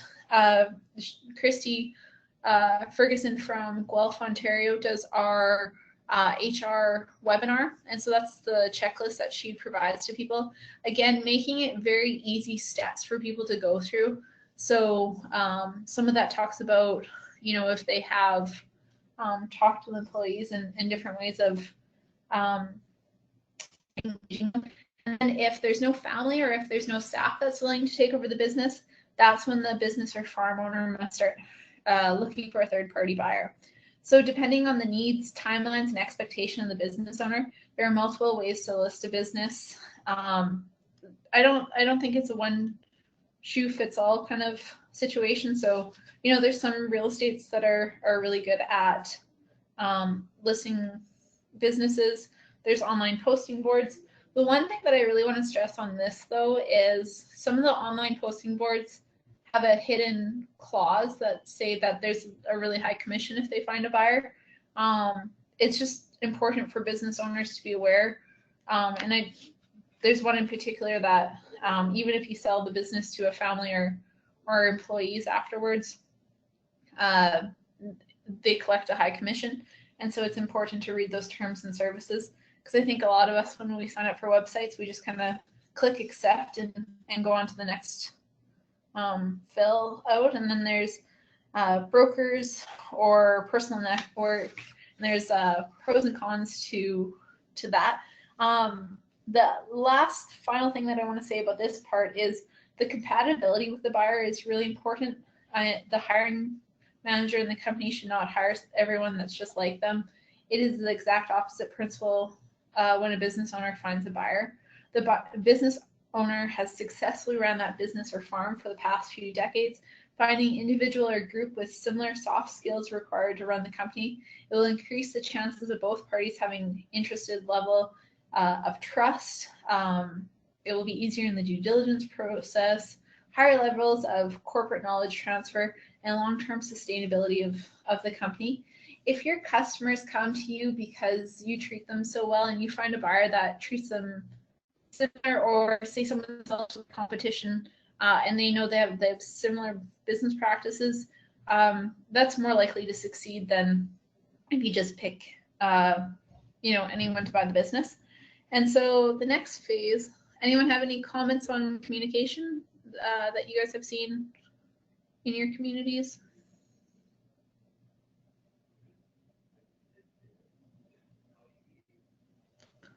All right, I'll move on to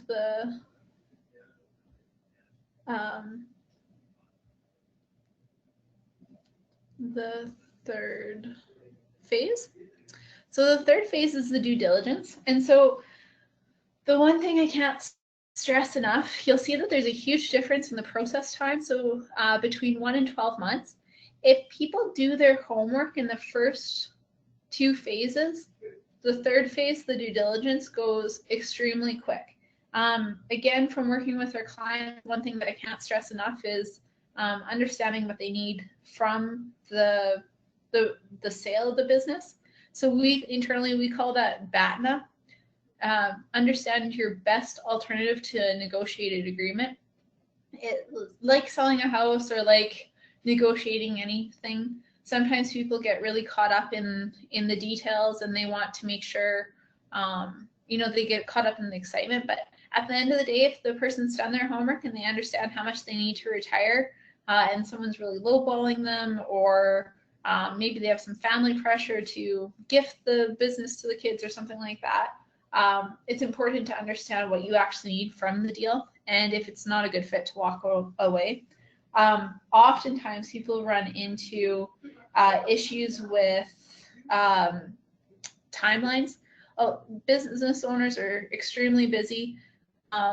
You know, someday will never come if you don't actually put a plan in place, and having those firm timelines in writing. A lot of times we see this with the buyers will start actually working for the owner, but then they never actually start on their business plan. So I'm going to talk about business financing next. And if they don't have a business plan, they're never going to actually find financing. So 1 or 2 years can pass and they haven't actually made any progress on the deal. And it's because both sides have responsibilities that they need to take throughout the transition. And so just making sure that timelines are achievable for both parties. And then outline those responsibilities in writing as well. If there's going to be a mentorship period, a friend of mine had bought their in-laws business, and they made some changes to the business, but then her father-in-law would still come in and, you know, be business as usual. He didn't really work there, and the staff really didn't know who to answer to. So it created all sorts of HR issues and frustration that could have been mitigated if responsibilities were outlined. This is extremely important during that mentorship period.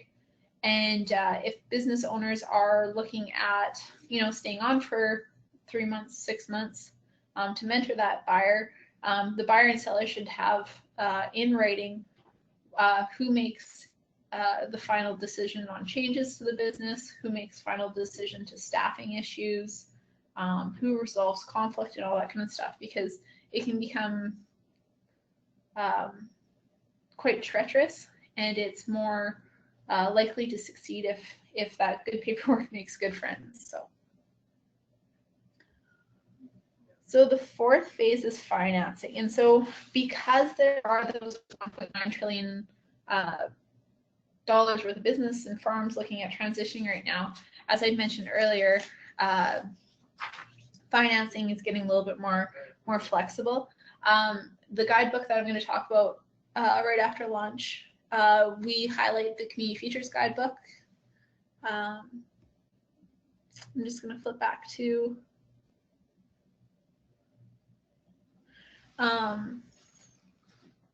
sorry, there's a couple comments that I missed. So I want to flip back to John's. In terms of negotiation, there are 2 points of agreement falls within: target point and price, and reservation point / price. If you can get an agreement above your reservation point, the best alternative to a negotiated agreement, essentially plan B, is activated or sought.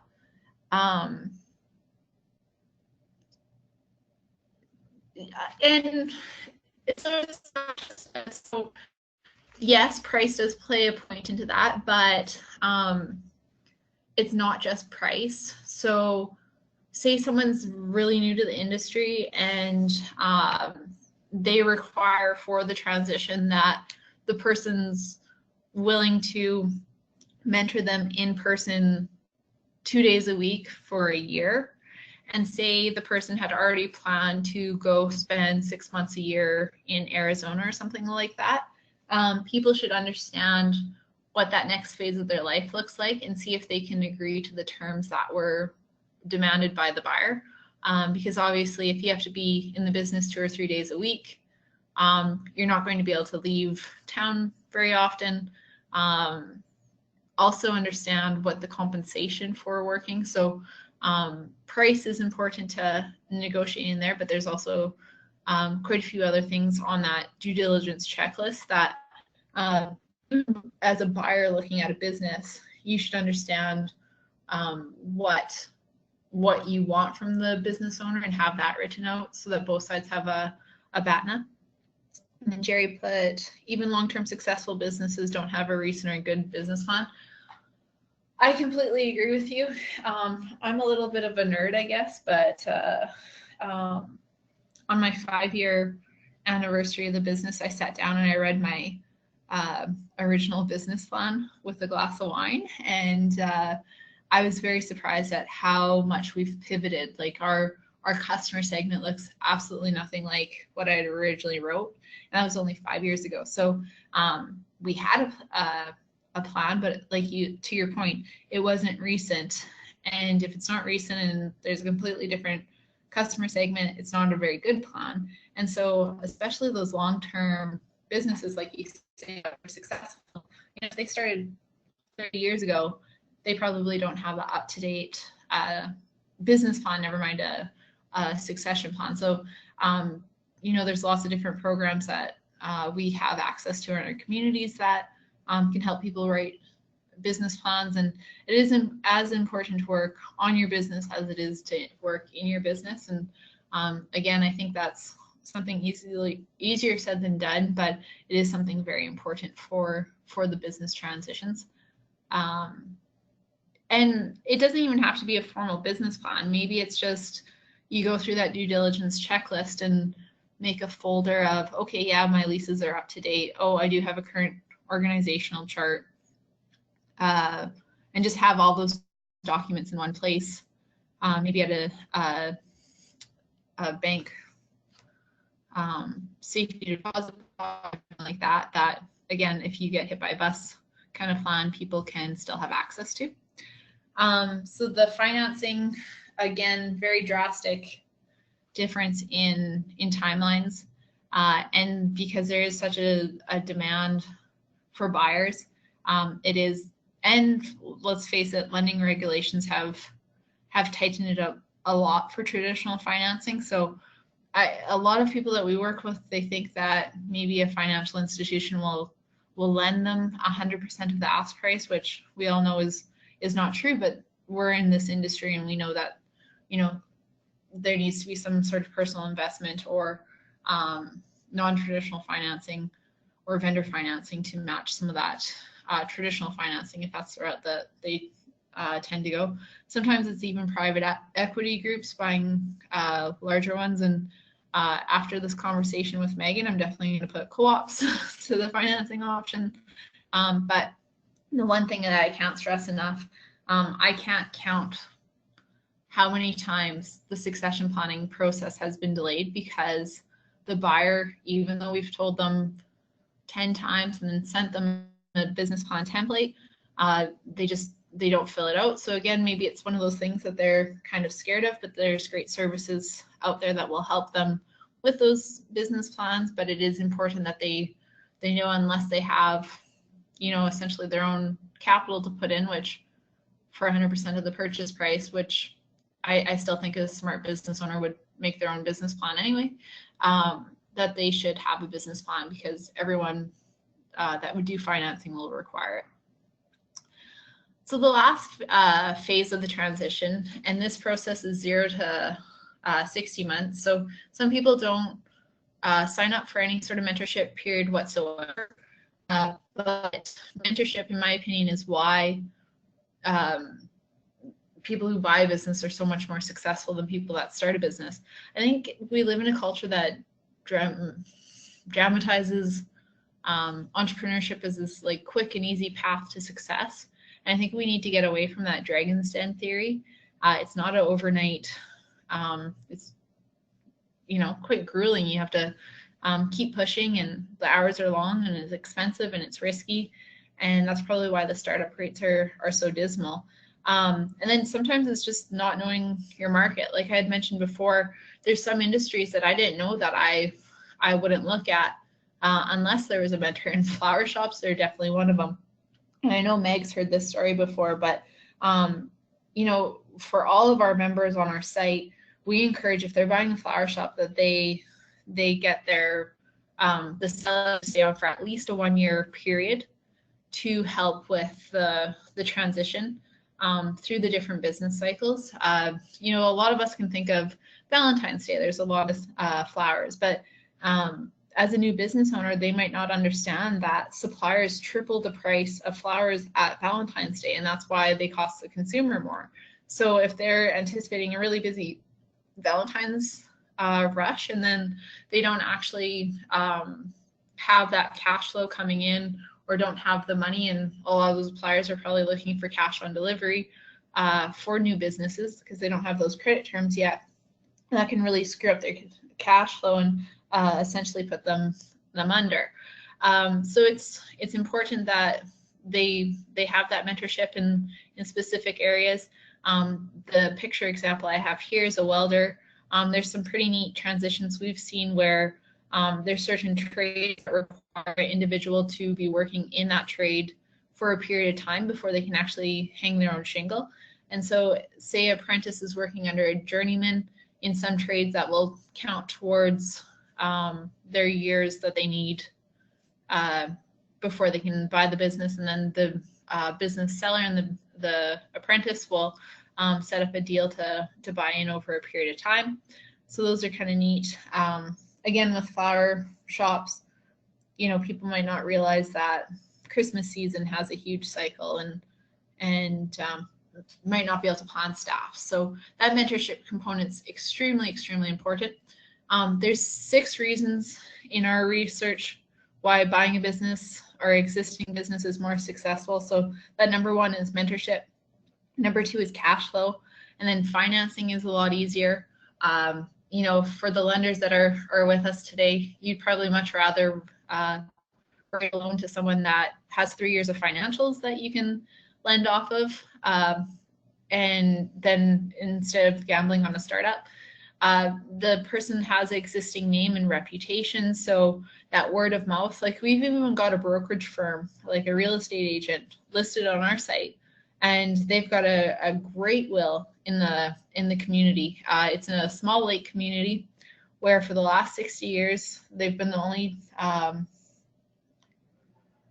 brokerage firm in town. So every time a house or a cottage phoned, they phone the number, and that's who they've listed with for generations. And so having that established name and reputation goes a long way.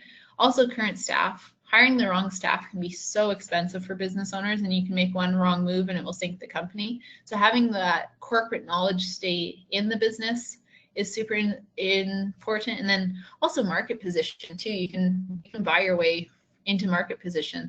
There's a lot of people that will acquire their competition for this reason alone, just so that they can the fastest way to scale up is that market position. And then provincial nominee programs. So out of curiosity, how many people have heard of the provincial nominee program?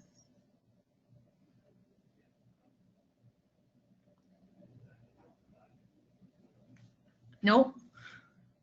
Nope. Okay, so there are 7 provinces in Canada that international buyers can come in and buy a business, and that's it's called the entrepreneurial stream to come in and buy that business. So in Ontario, Allison, you guys just had a huge, massive restructuring of your PNP program, so your provincial nominee program. So before, they could only buy a business if it was worth $1.5 million and they had a certain net worth. So now they've revamped the program, and international buyers coming in that aren't looking for professional services. So pretty much in any of the provincial nominee programs across the country, you can't come in and buy professional services. So you couldn't come in and buy a dental office. And that's because more often than not, that individual would have to go through additional training to work in that profession. So you can't buy an engineer firm. So there's always a list of businesses that qualify for the provincial nominee program. But in Ontario, in your area, Allison, now the business total is a lot less. It's $850,000 that's eligible for these purchases. So it's a great investment attraction if your area is looking at bringing in some new money, some families and things like that. I can definitely give you some additional information on that. And for you, Jerry, in Alberta, they have a provincial nominee entrepreneurial stream, but only for farms. So again, there's different criteria for the size of operation. One thing that I really like about the provincial nominee programs, most of them have gone this way, is they have to be able to prove that they're actually working in the business or farm. So in Saskatchewan, we saw that a lot, where international buyers would come in and they'd buy a grocery store in a small town, and then they'd move to Vancouver or Montreal. But now it's actually written into the programs that they do site visits essentially to make sure that the family is active in the community and working in the community, so that they can maintain that service, because it is so important, especially grocery stores. Like if your grocery store shuts down, then your whole town starts closing, because everyone has to drive to the next town to buy groceries, and they'll probably start spending the rest of their money there as well, so that they only have to make such few stops. So I'll include some additional information on the provincial nominee programs for everyone. Again, in your resource section, we have a link to our site that we keep it up to date. Newfoundland recently paused their program, so that normally means that they'll be revamping it. Saskatchewan probably did the biggest overhaul of a program, which I was really grateful for, probably about 2 years ago now, in 2015. They came out with different structures and stuff. So I'll include some additional information, because right after lunch, we're going to talk about some strategies that you guys can implement. And this might be one of the customer segments that you guys look at bringing into your community to fill some of those gaps. And so those are the 5 phases. We were going to break for lunch right away here. Last 5 minutes before we break for lunch. Any 5 phases or questions that we can use as a group?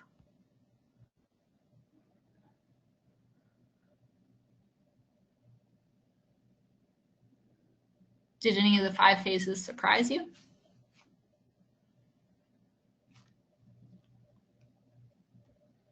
Oh, sorry. My question was, before we break up for the lunch break, I just want to see if there's any questions or surprises that you guys found in those 5 phases of business succession that we just talked about. Do you think anything else should be included in there, or were you surprised at any of them?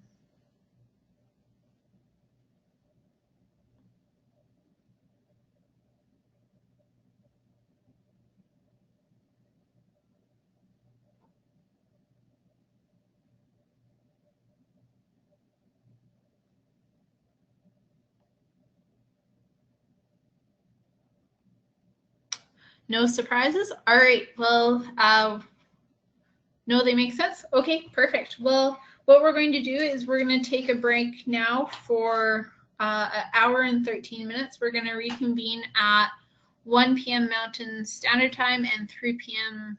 Eastern Time. So the only surprise was the length of time to achieve. Yeah, and I think that's the biggest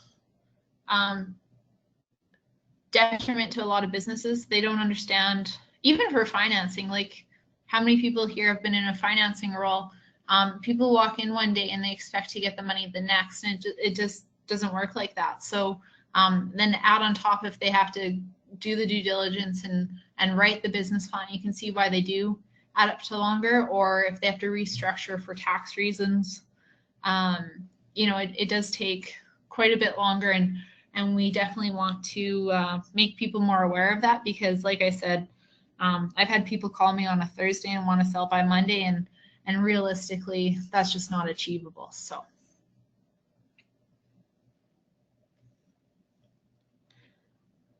over lunch, think about some questions, and we'll reconvene at 1 p.m. Mountain Time and then 3 p.m. Eastern Time. I'll be sitting here eating a little snack as well if you guys have any questions.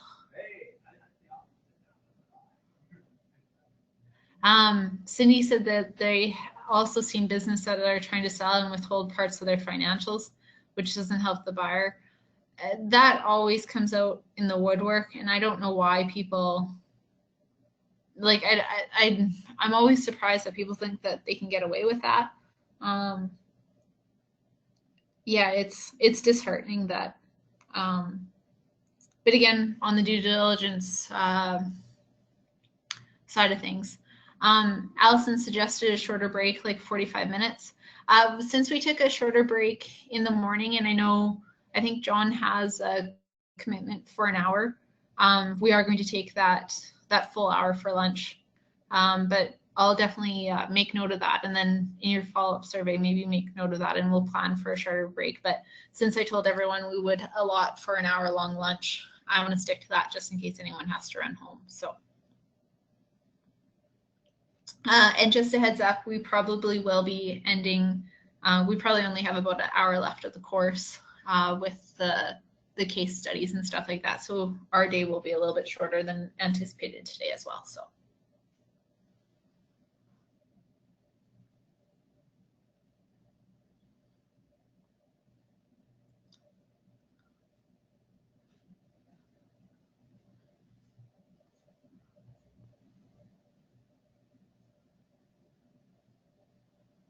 All right, see you in an hour, in 10 minutes.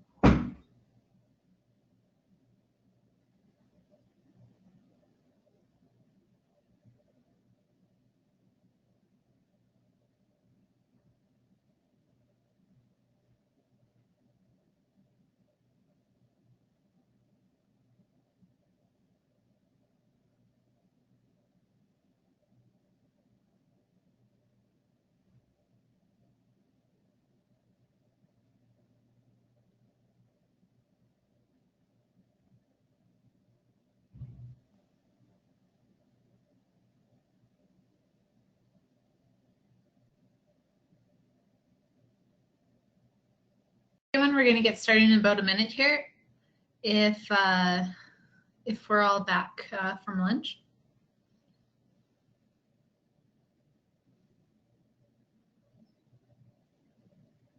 I see Jeff's recording again and really appreciate that.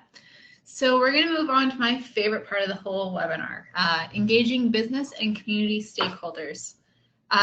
This is something that I'm really passionate about because I think we can actually make a difference in our backyards, which will change our regions and change our provinces and change our country, and really make a difference in the business owners looking to transition into retirement. They'll have more cash in their jeans to be able to do that. And then also on the buyer side, like I said, there's a lot of opportunities, and people are a lot more successful with their transition or in entrepreneurship in general when they're buying a business instead of starting a business. So essentially what I'm going to walk you through is how we've been able to implement some of the stuff in our community project. But like I said before, you don't need to partner with us. This is lots of tools that you can use locally. And then I'm also going to highlight some stuff that's free of charge that you can use in your own area, because I know a lot of places, you know, there's a lot of different projects and things like that. There might not be some budget allocated. Then on the flip side, you might also want to see what the interest of succession is in your community, and this is a great way to do that as well. So before we get started, one thing that I want to highlight that we do internally for any of our marketing before we put out any posters and before we do any sorts of events, one really good business mentor of mine walked me through 5 key aspects. Oh, I don't know if some people are signing in, but we're hearing a little bit of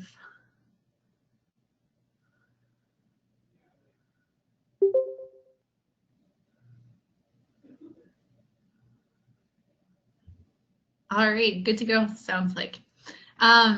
So we always highlight 5 main aspects when we do any of our marketing. So this is also on your Google form you can fill out, or else you can pencil out just for your own use. But think about your community as we're going through these stages, and we're going to outline them right now. So the first thing you have to think about is your customer segment. It used to drive me nuts when I used to lend at community features and someone would come in and say, you know, my customer segment's absolutely everyone. And it's like, you're running a butcher shop. Like, vegetarians aren't going to be your customer. So make sure you can really define that individual that you're trying to serve, either on the buyer or seller side, and set up your program kind of based on that. The value proposition. What's the value proposition for you even putting time and effort? Why do you see even joining this workshop as valuable to you as a economic development? What kind of change do you think it will make in your own communities? Revenue streams, a lot of times these are a little bit of abstract for economic development officers, but think there's lots of good arguments for this. You can maintain current tax base, you can attract families to your region, investment attraction, different things like that. Or maybe you can apply for different funding, like the federal immigration grant that I had mentioned earlier on, that I'll send everyone out the link for. And then distribution channels. So not everything, maybe radio is a good fit, maybe during your business walk's a good fit, maybe you know, mail stuff is a good fit. And then also key partners. One thing I can't stress enough, because there are so many external experts that are involved in the succession planning process, this is a perfect type of community program that you can engage lots of different stakeholders. You know, someone earlier said that their body represents 30 different municipalities. You've got a lot more. You can punch above your weight class when you bring together all those different partners and set up a really cool program. So, you know, our succession matching community project is a boots on the ground approach to business succession. So I'm going to walk you through kind of what we've done in our 3-year program. And like I said, you can implement some of these pieces, or even maybe take some of these ideas away for some of your other projects. So the 6 different steps that I'm going to talk about engaging your community on any level is: education is key, understanding the data in your region, guidebooks and blogs, change your signature line, and webinars and seminars, and youth engagement. So you're really taking the first step in that education is key by even attending this webinar today. What other kind of sources? So there'll be the resource section that's always available to you, and then I'll be sending some of the follow-up links with different programs available. But you know, education is also key for your business owners. Do they understand the process of succession? Is there some way that you can put their stresses at ease by providing some of these services, and just educate them to let them know that if they're trying to engage a family or their employees, it's really important to make sure that that communication happens, because they might think that they already have a succession plan in place. So just really getting that education and awareness out there is very important. So understanding the data. By far the coolest thing we found on our data over the last 5 years is 76% of our seller members, so that's our businesses and farms, are willing to mentor the new buyer. And I'm just going to flip back and see what the new message. Oh, there we go. Sorry about that. And then where are the most international buyers coming from? So we follow a lot of our Facebook trends. And so when we run ads on Facebook, we're always curious which country, where are the people coming from, what does that demographic look like? And one thing that might be kind of surprising to you is that most of our Facebook ad traffic, like 82% of it, when we advertise internationally, the interest is coming from Poland. So I'm not sure what you can use with that information, but if you ever plan adding a trade mission or going after a certain area, there's obviously different sectors that are a little bit more interested in coming over. And you know, I think most people just automatically jump to China or something like that, but there are a lot of other places looking to buy businesses in Canada. So create a program around this information. So if there's lots of businesses that are willing to mentor, how do you set up different programs? I know when I was presenting 2 or 3 weeks ago at the Ontario East Conference, Muskokas were talking about the different momentum program that they have for mentorship, not just for entrepreneurs, but other people in the community. So how do you design programs? If you know that a business is going to be more successful, and buying a business is, to be honest, one of many great ways to get into entrepreneurship. Yeah, the success rate is higher, but like I said, I fundamentally believe that's from that mentorship component. So if you can apply a mentorship program to all the startups in your community, there might be some of the opportunities, or maybe someone that's looking at retiring might start mentoring someone, and it might be a good fit, and they might match up like that. So use that information, or say you're looking at spending some of your attraction dollars, figure out where your different sources of data, like us saying Poland is a good place to go after, and making sure the distribution channels I'll talk about in a little bit kind of match up with that customer segment that you're going after. So in your binders and in the follow-up email I'll send as well, here's this link. We've partnered with most of the community features across Canada. So Community Features Network of Alberta, there's a free guidebook on there, and Community Features Ontario, there's also a guidebook for you guys on there. And it just talks about the 5 different stages that I talked about. I'm just gonna grab my postcard. This week, actually, in the city of Abbotsford, the mayor and council are going on their business walk, and they're just handing out the blue postcard saying, you know, if you've got any questions about your succession plan, here's a free guidebook. Take a look at it, and it kind of helps that education is important, then also giving them more of a passive way to start thinking about their succession plan. And then if you're looking at targeting anything on the buyer side, for Futurepreneur Canada, we wrote 6 reasons to buy a business blog. So I can send you that link as well. And then we also did a guidebook that's available in French and English for them that talks about the 7 phases to buying a business. So the first phase on the buyer side, which might surprise some people, is kind of figuring out what industry you want to get into, because, you know, again, gone are the days that a blacksmith's son becomes a blacksmith. There's so many different possibilities with entrepreneurship, with different services and things like that. It's sometimes hard for people to narrow down what they're looking for. So we try to share some of the best practices. This is one thing that I think goes underutilized. Think about how many emails you send in a day. So think of, you know, just including something in your signature line. Maybe you want to include our free guidebook in your signature line for a little while and see if you get any comments on something like that. But just engaging the business owners. Again, this is a very passive way and a good way to get the education out there. So I liked the comment earlier that webinars versus seminars. And I think webinars for succession plan, the feedback that we've got from people is they like the webinar format better because it maintains their privacy. So again, lots of people understand that the process might take a little bit longer than they're anticipating, but at the same breath, they don't want everyone in the community, especially in the smaller communities or say really competitive industries, to know that they're for sale. So being able to provide webinars to them allows them to, A, they're business owners, they're super busy.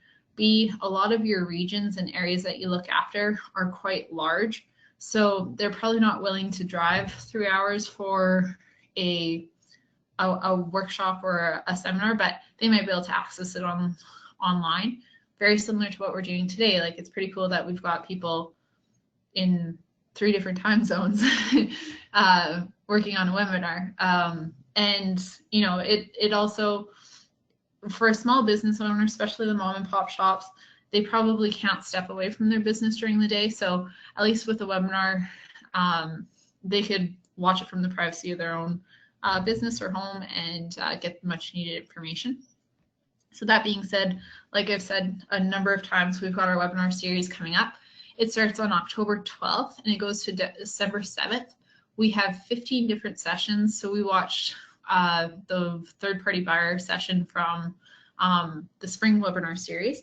And so I just wanted to show you a list of all the different webinars that we've got. So the first one is writing a succession plan, and I actually do that one. And everyone gets like a workbook. So one of the value propositions to the business or farm owners in attending is at the end of the series, they'll actually have a physical succession plan. And then if, say they have a question about family transitions, Elaine's there to answer any of the questions at the end of the webinar. So it's a very inexpensive way for them to get that information. And there's different handouts. You can invite any of the business owners or farm owners in your area, and we're hoping to have a really good turnout again this fall. So please share some of that information. So the sixth way, and kind of the final stage of our community-driven project, is bringing those youth back. So it's been really cool to see, like we had the U of S graduate move back to rural Saskatchewan, and we are expanding this program. We'll be making an announcement in Ontario. We'll be adding 9 schools, so colleges and universities. And then I'm also working with Adam on how we can kind of approach this in Alberta as well. So if anyone has any connections to post-secondary schools and thinks this might be a good idea, we're actively looking at those 2 provinces to kind of have a youth engagement and investment attraction piece. I'm going to the Ontario Tourism event next month and presenting, and then we're hoping to do a trade mission over to Europe to get some people to buy businesses through the provincial nominee program there. So there'll be new stuff always coming up like that, and it's kind of neat to see, and I'll share some of the experiences on our blogs and stuff. So please feel free to follow us on Twitter as we go around. So we're on to the final stage of our day. Everyone should have the case studies. And what we're going to do is I'm just going to count. So there are 5 different case studies. If anyone has a preference, like if you read through them and you think that's something that you would be really interested in working on, you can pick that one, or just pick whichever one you want. And then whoever wants to volunteer to read out the first, second, third, fourth, and fifth, and kind of the steps. So essentially what we're going to do is each one of these case studies is a real example that I've worked with in the past, unfortunately, where a business owner has called us with a problem and they've wanted some help along the way. So we talked about a lot of different strategies, and it sounds like you guys have a lot of different experiences in the past. And so what we want to do is treat this as if one of the business owners in our community are coming into our office as an economic development professional, and we need to kind of help them, guide them through the different experts, through the different things that they might want to do. So we're going to take 10 minutes to work on this right now, and then we're going to present the 5 different case studies. Hopefully we have them all, and we'll kind of have group discussions on if we think that was kind of the right next step, or some other ideas of adding on to it. So does anyone have any questions about the case studies?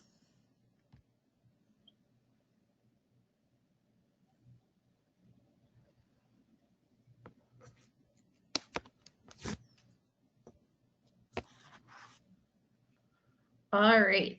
Oh, perfect. So we're going to, I'll give you 10 minutes to work on the case studies.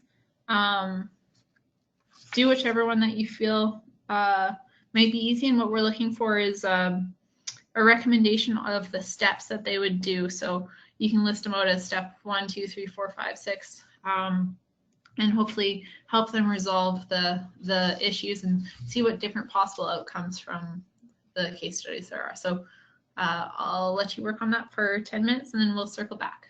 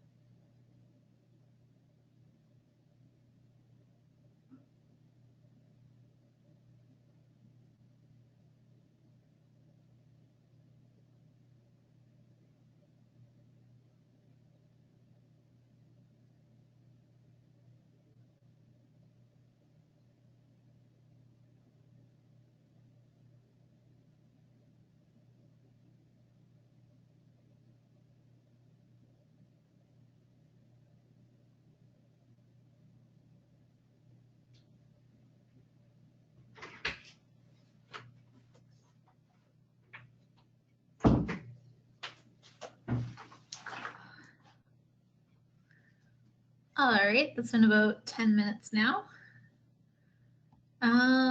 Do we have any volunteers to walk through the first case study?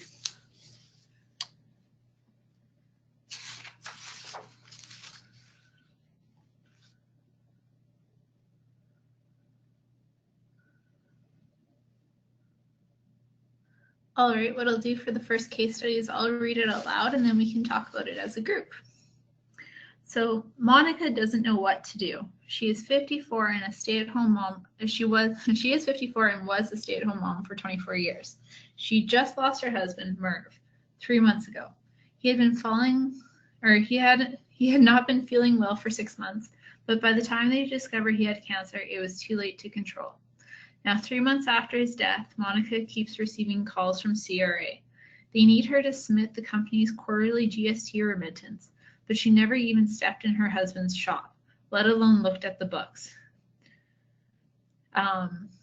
2 employees have been finishing up the outstanding work and keeping the business going, but Merv did the books for the business.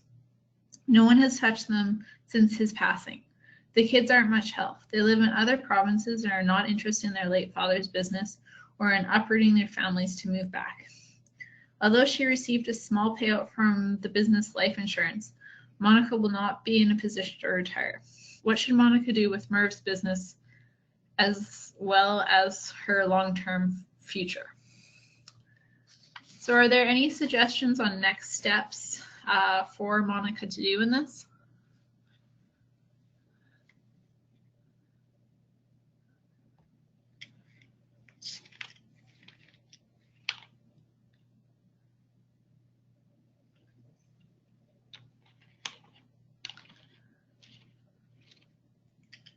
So the first thing that I should really point out for this one, and I think a lot of people miss this step when they're working with clients, and this will come up quite frequently if you're working with some of the business owners in different stages of their cycle.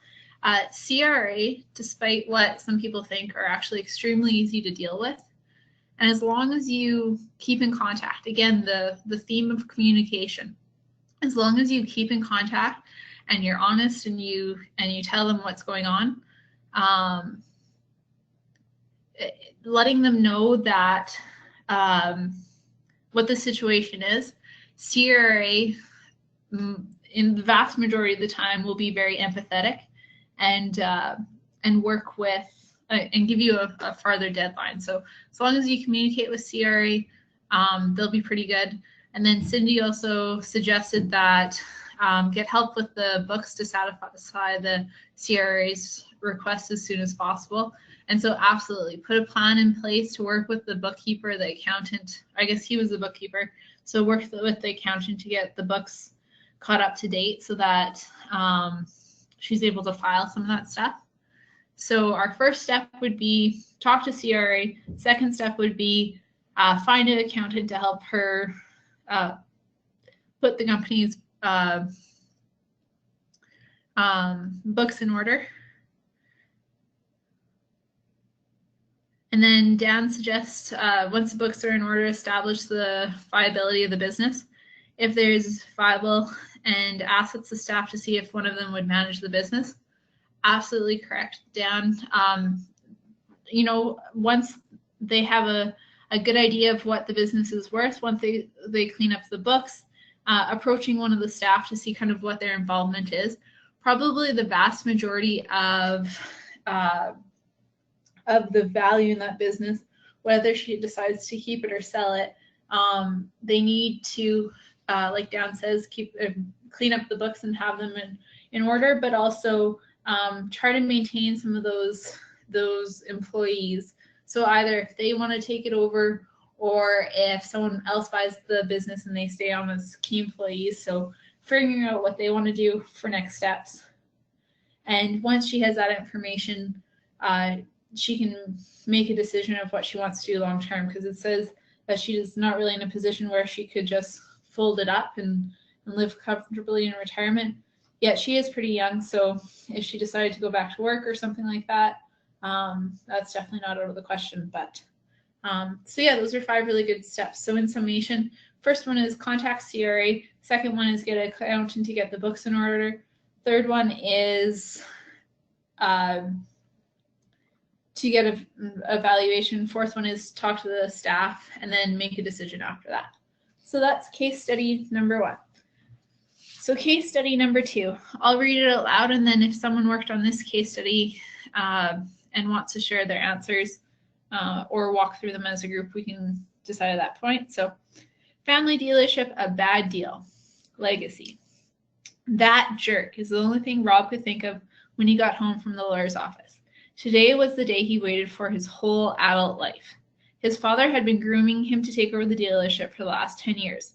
He had done everything right. He had proven himself by finding success in other business, had come back in his prime to start at the bottom of the family business and worked his way to the top since. Rob and his father, William, had a formal succession plan in place. When William turned 70, he was going to sell Rob the dealership. And he was going to use that, pardon me, he was finally going to get to use the sailboat that he had bought as a retirement gift to himself some years back. The staff loved and respected Robert, and they were waiting for him at the golf course with a small get-together to celebrate, but he never came. Rob and William had gone to sign the papers at the lawyer's office earlier that day to transfer ownership of shares, and William increased the ask price by $1.5 million. Robert almost feels sorry for his dad. He knows he built the business from the ground up and became a pillar in the community, but they had a contract. So did anyone work on this case study?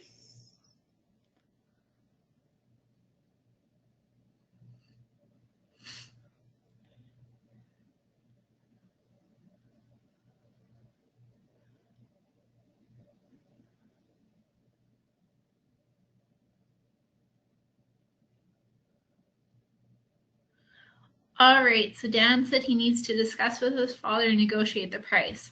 He also needs to get a true assessment of the value of the dealership.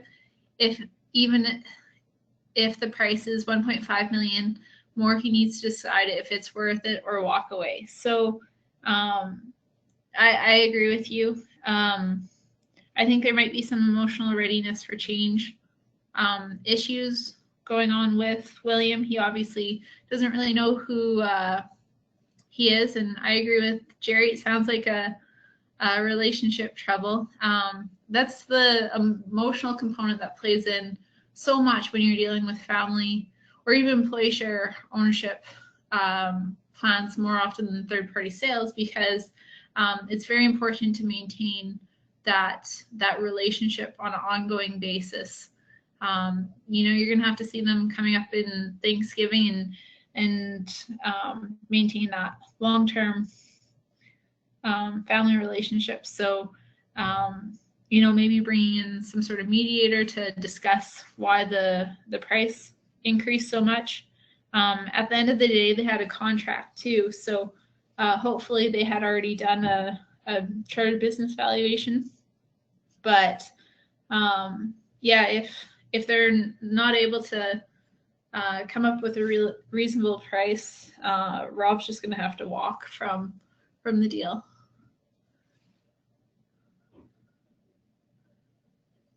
And then Allison suggested part of the next negotiations include William staying on for the business for a bit to ease his transition into retirement, if that's the main issue.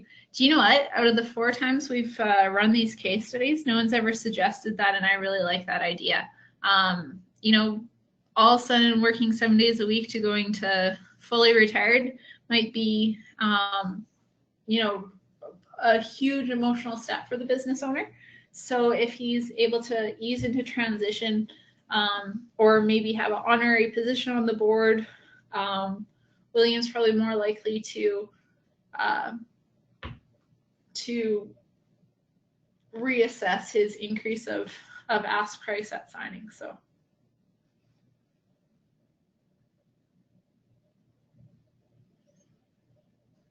I think those are 3 really good next steps that they can take. And then again, making sure that both parties understand their BATNA. If Rob was willing to pay a certain amount, and a lot of times it comes down to not just emotionally, you feel kind of cheated if that's your parent, but also financially. If you're borrowing finances to buy a business and the valuation is completely out to lunch, you won't be able to get a loan for that business. So sometimes it just makes it unattainable from those reasons alone.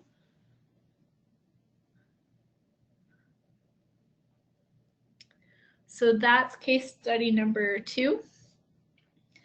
Case study number 3. Lynette started her first coffee shop at the age of 45. Now at age 54, she has 6 locations in the province. In October, she had a heart attack, and the business suffered financially during the holiday season because of her absence. It is now late January. Her goal is to ring in another new year. She is exhausted. She can't even stay on her feet for more than a half an hour, which is critical to her day-to-day management of the business. She has 1 or 2 managers that have shown interest in the business. They have helped her out a lot in the past while she was away on vacations and family events. And when she was in the hospital, Lynette decided to put her health first. It is now Wednesday morning, and if she doesn't have a plan in place by Monday, she's breaking the key off in the door.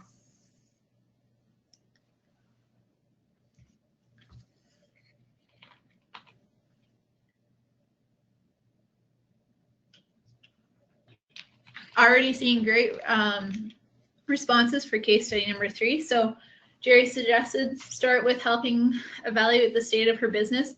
Choose a manager for the whole business right away, then start the process of assessment and updating the business plan to make it easier to sell. Those are great suggestions. And then Dan suggested Lynette needs to face reality. Her health is priority, and maintaining the business at the old pace is not reasonable. Possibly discuss with managers options for employee shares or selling off some of the shops. Alternatively, she may need to create a management position overseeing the entire business. This seems like a good candidate for an ESOP. So I like everything that you guys just said there. So in summation, evaluate where she is and see what she can put in place here. What a lot of groups don't catch for this one is she doesn't need to have the plan finalized by Monday, but she just needs to have a plan in place to probably make herself feel a little bit better. And she probably understands that the process is going to take a little bit longer.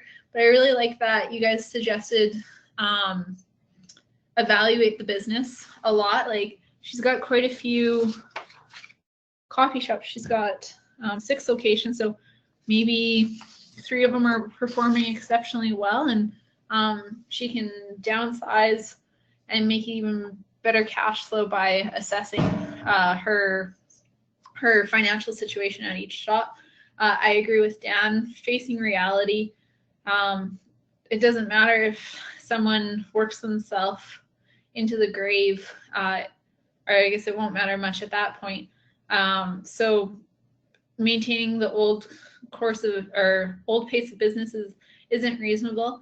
And then Allison and Dan both suggested potentially an employee share option. But the only thing I think I would add to this one is setting up a meeting with the key staff to discuss. And the one thing that she should, Dan suggested possibly discuss with managers for options for employee share.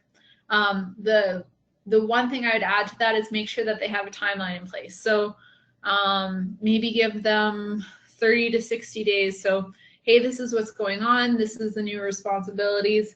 I am interested in implementing an ESOP or a co-op or something along those lines for the transition, but she needs to set a firm line in the sand so that she is that stress is reduced quite a bit.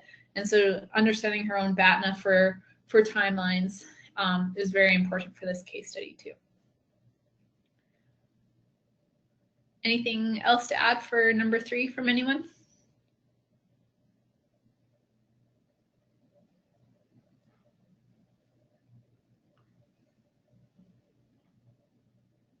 All right, case study number 4.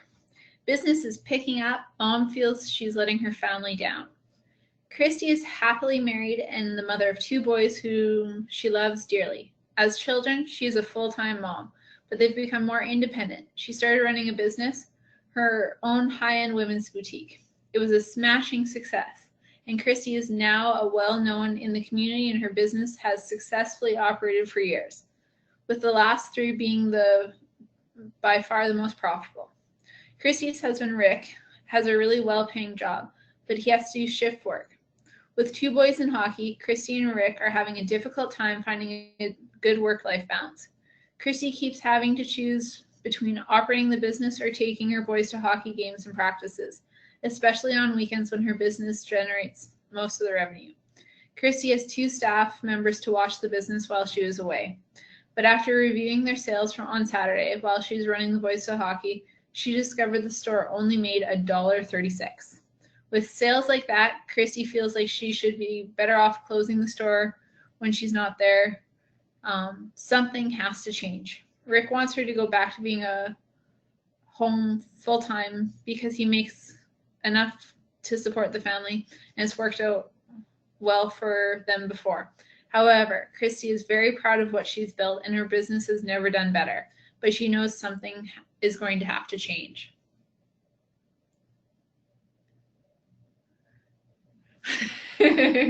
Sorry, I'm just catching up on the thread.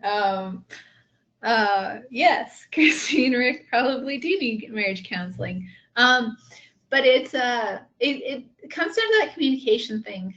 Sometimes people put their spouse's needs probably ahead of theirs, and maybe just talking to her husband about why running a business gives her pride and it is quite successful, so it's not even a drain on the family's finances. I also agree with Allison. Better employees, or Jerry's suggestion on employee training. Maybe there's different hiring strategies. Any other suggestions? Megan just says, boo, Rick.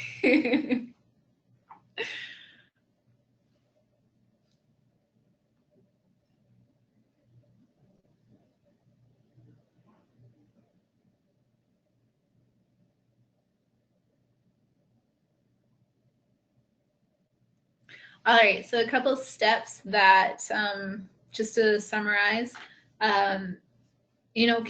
focus on communication. Christy, again, needs to look at her BATNA, what's important to her. In past workshops, some people have suggested, seeing what kind of responsibilities at home might be able to be shared. So maybe if they don't have a house cleaner, buy a house or get a house, someone to come in to clean the house every couple of weeks or something like that, just to share responsibilities or take some of the pressure off Christy. In all seriousness, Christy's going to resent the hell out of Rick if she ends up closing her stores and becoming a full-time mom again. I tend to agree with you, Allison. I think there's a lot of pride in ownership, and even Christy needs to think long term. You know, eventually kids go to school and stuff like that, and having a life like outside of that is emotionally rewarding. And so maybe she needs to communicate that. You know, lots of people have suggested better employees or employee training. This might also be one of the opportunities to see, maybe she brings on a partner to help with some of the responsibilities. So, you know, they can kind of share some of the stuff at the store. It sounds like it's doing quite well. So if it's picking up, it might be able to support 2 partners in the business, which might even help it grow even more. Any other suggestions or comments on this one? Has anyone ever, I guess you don't have to say if you've seen something like this in the community, you can just kind of reflect on that, or if you feel like sharing an example, feel free.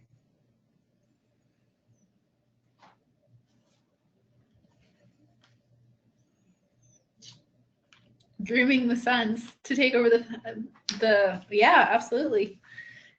Get them involved in the business. Maybe the kids can help with some of the store responsibilities. I don't know what the labor laws around that are, but in theory, it sounds like a great idea. I've actually not, out of the 3 other times that we've run that, we've never had someone suggest that. So kudos to you as well, Meg, for coming up with something out of the box thinking. That's a really positive direction. So we'll move on to our 5th case study. Pardon me. Oh, there's another one. Oh, I think that's for the next one. So I'll read it out loud. So case study number 5. Loan client decides business isn't for them. It's 2 a.m.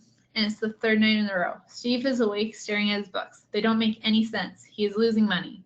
He runs a crew of 5 guys who followed him from the company they worked for together when he went out on his own. With the downturn in the economy, work has slowed down, and he's already skipped 1 loan payment on his Community Futures loan for equipment that he purchased. He knows he can always go back to his last job.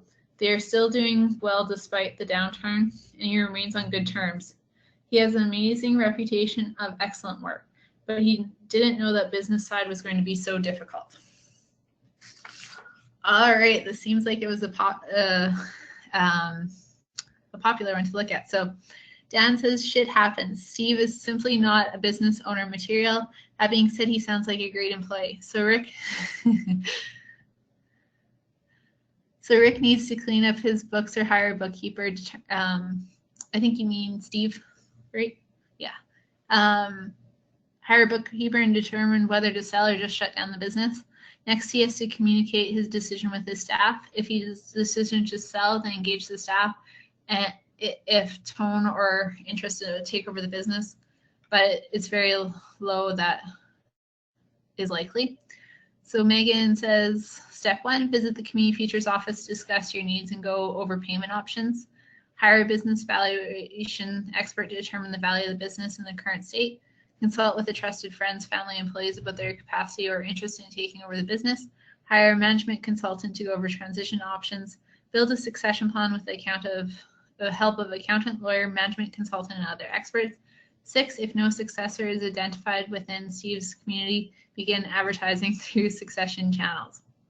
Another option from Dan would be to retain someone to do the books, and then he approached his last job to see if they would subcontract his company, thereby keeping his employees employed. So I really like everything that you guys just said. Again, kudos to you, because in the last 3 times we haven't heard someone suggest a subcontractor. I think the most important first step for this one is looking what their time is worth and better understanding that. So if he's staying up 3 nights in a row staring at his books, a lot of times any sort of contract work, he'd be able to bill himself out for a lot more money than it would be to retain a bookkeeper, and be a lot less frustrating. I like Meg's suggestion of going to the Community Futures office. In my experience, the Community Futures office are very reasonable to deal with, and I know at our old office, if it was communicated before the loan payment happened, or did he already skipped one loan payment, so that's probably not an option, but maybe he can refinance somehow. And then Sydney suggests maybe get a professional to look at the books. If they can see something he isn't, maybe they just adjust the business practices accordingly. Do you know what? I don't know if I've actually ever heard someone suggest that option either. Maybe he's focusing on the wrong type of work, and maybe with whatever they do, they'd be able to refocus and find revenue from somewhere else. So those are all really good options. Kudos to you guys. I appreciate you guys, your input on those ones. For all 5 case studies, they were excellent. So I think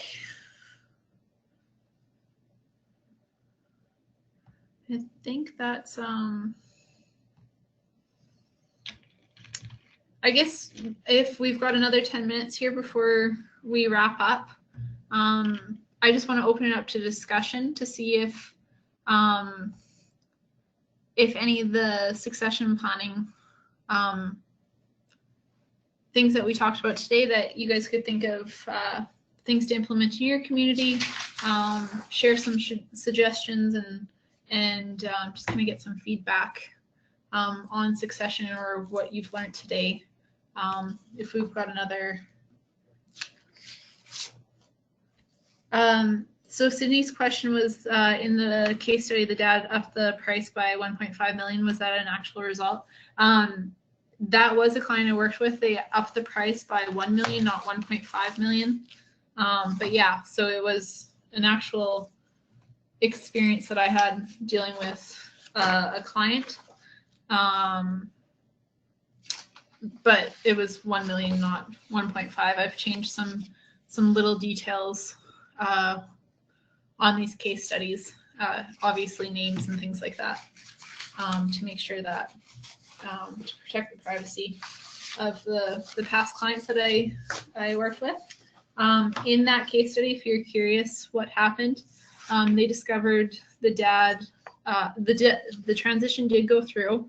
They reverted to the original price. The dad was named to the board of directors as honorary chair. They printed him off business cards that named him honorary chair, and he went on his merry way into retirement and had great business cards to hand out on the cruises that him and his wife were able to take on. So unfortunately, we didn't find a buyer on our site for them, but I'm happy that the transition worked out for them regardless. We get a lot of people that sometimes if they're going through a family or employee share ownership plan, they just don't know what to do next. So since our site's commission free, it doesn't really matter if they sign up, even if they're listed with a real estate agent or whatever. They just want some advice from some economic development professionals on next steps in the transition, or they want someone that they can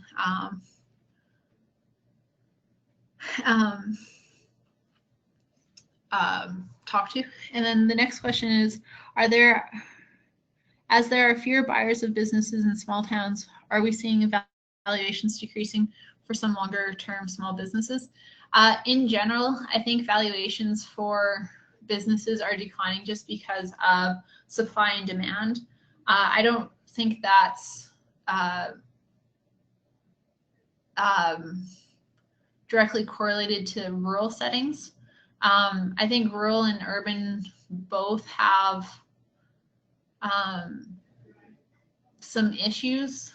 Like one of the issues in urban for transitions that we're seeing a lot is if they own the building, the land price might have drastically increased over the last few years, but the the business financials won't support the new ask price for the business based on the asset. So lenders have to get a little bit more creative, and usually they're a little bit better at lending on hard assets and stuff. But I think the biggest decrease in smaller centers is just because people aren't planning ahead. So they're shutting down more, and it might be more of the, you know, according to Canadian Federation of Independent Business, 70% of their members want to shut down. So it doesn't matter if you're in a rural setting or in an urban, if 70% of your main streets shut down, then the 30% that's left on Main Street are going to have a really hard time selling because of all those black eyes or black spaces on your Main Street.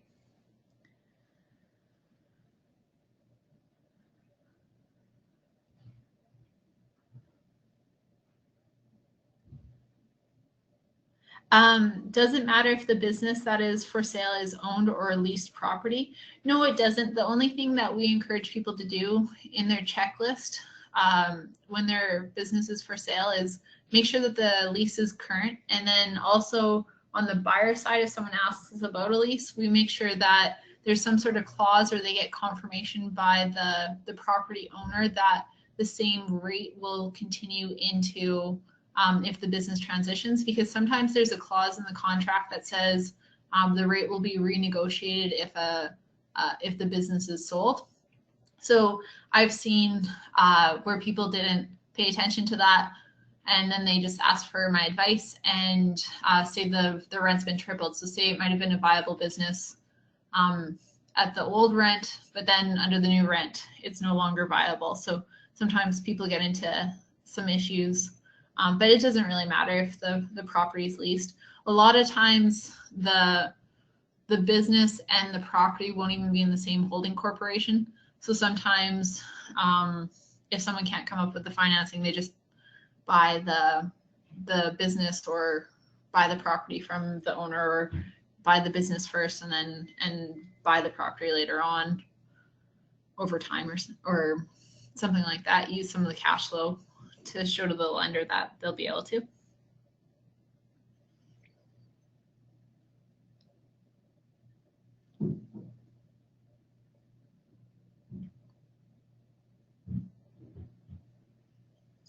Any other questions?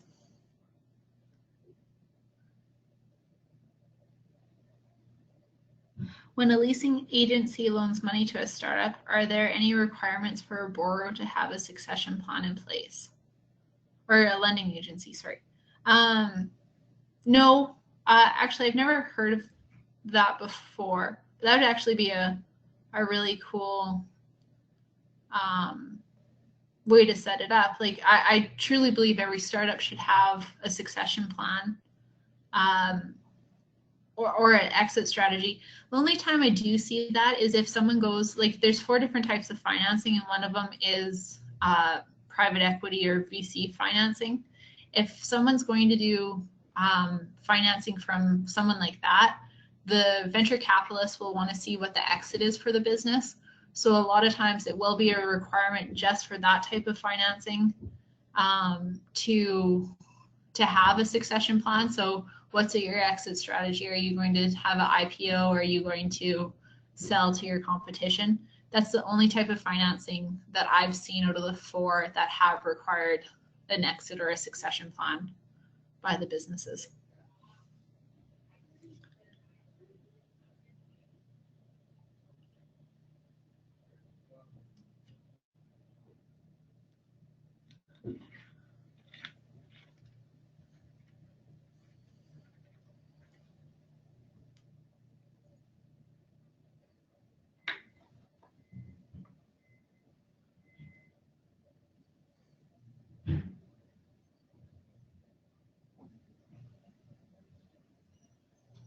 Any more questions?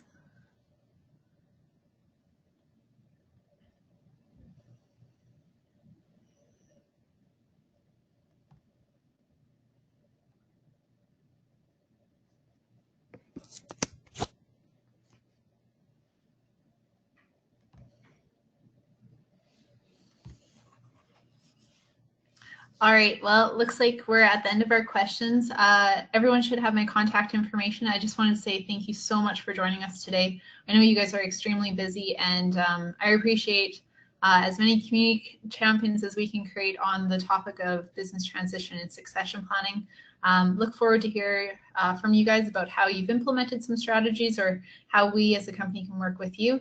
But yeah, have a great afternoon, and thanks so much for joining us today.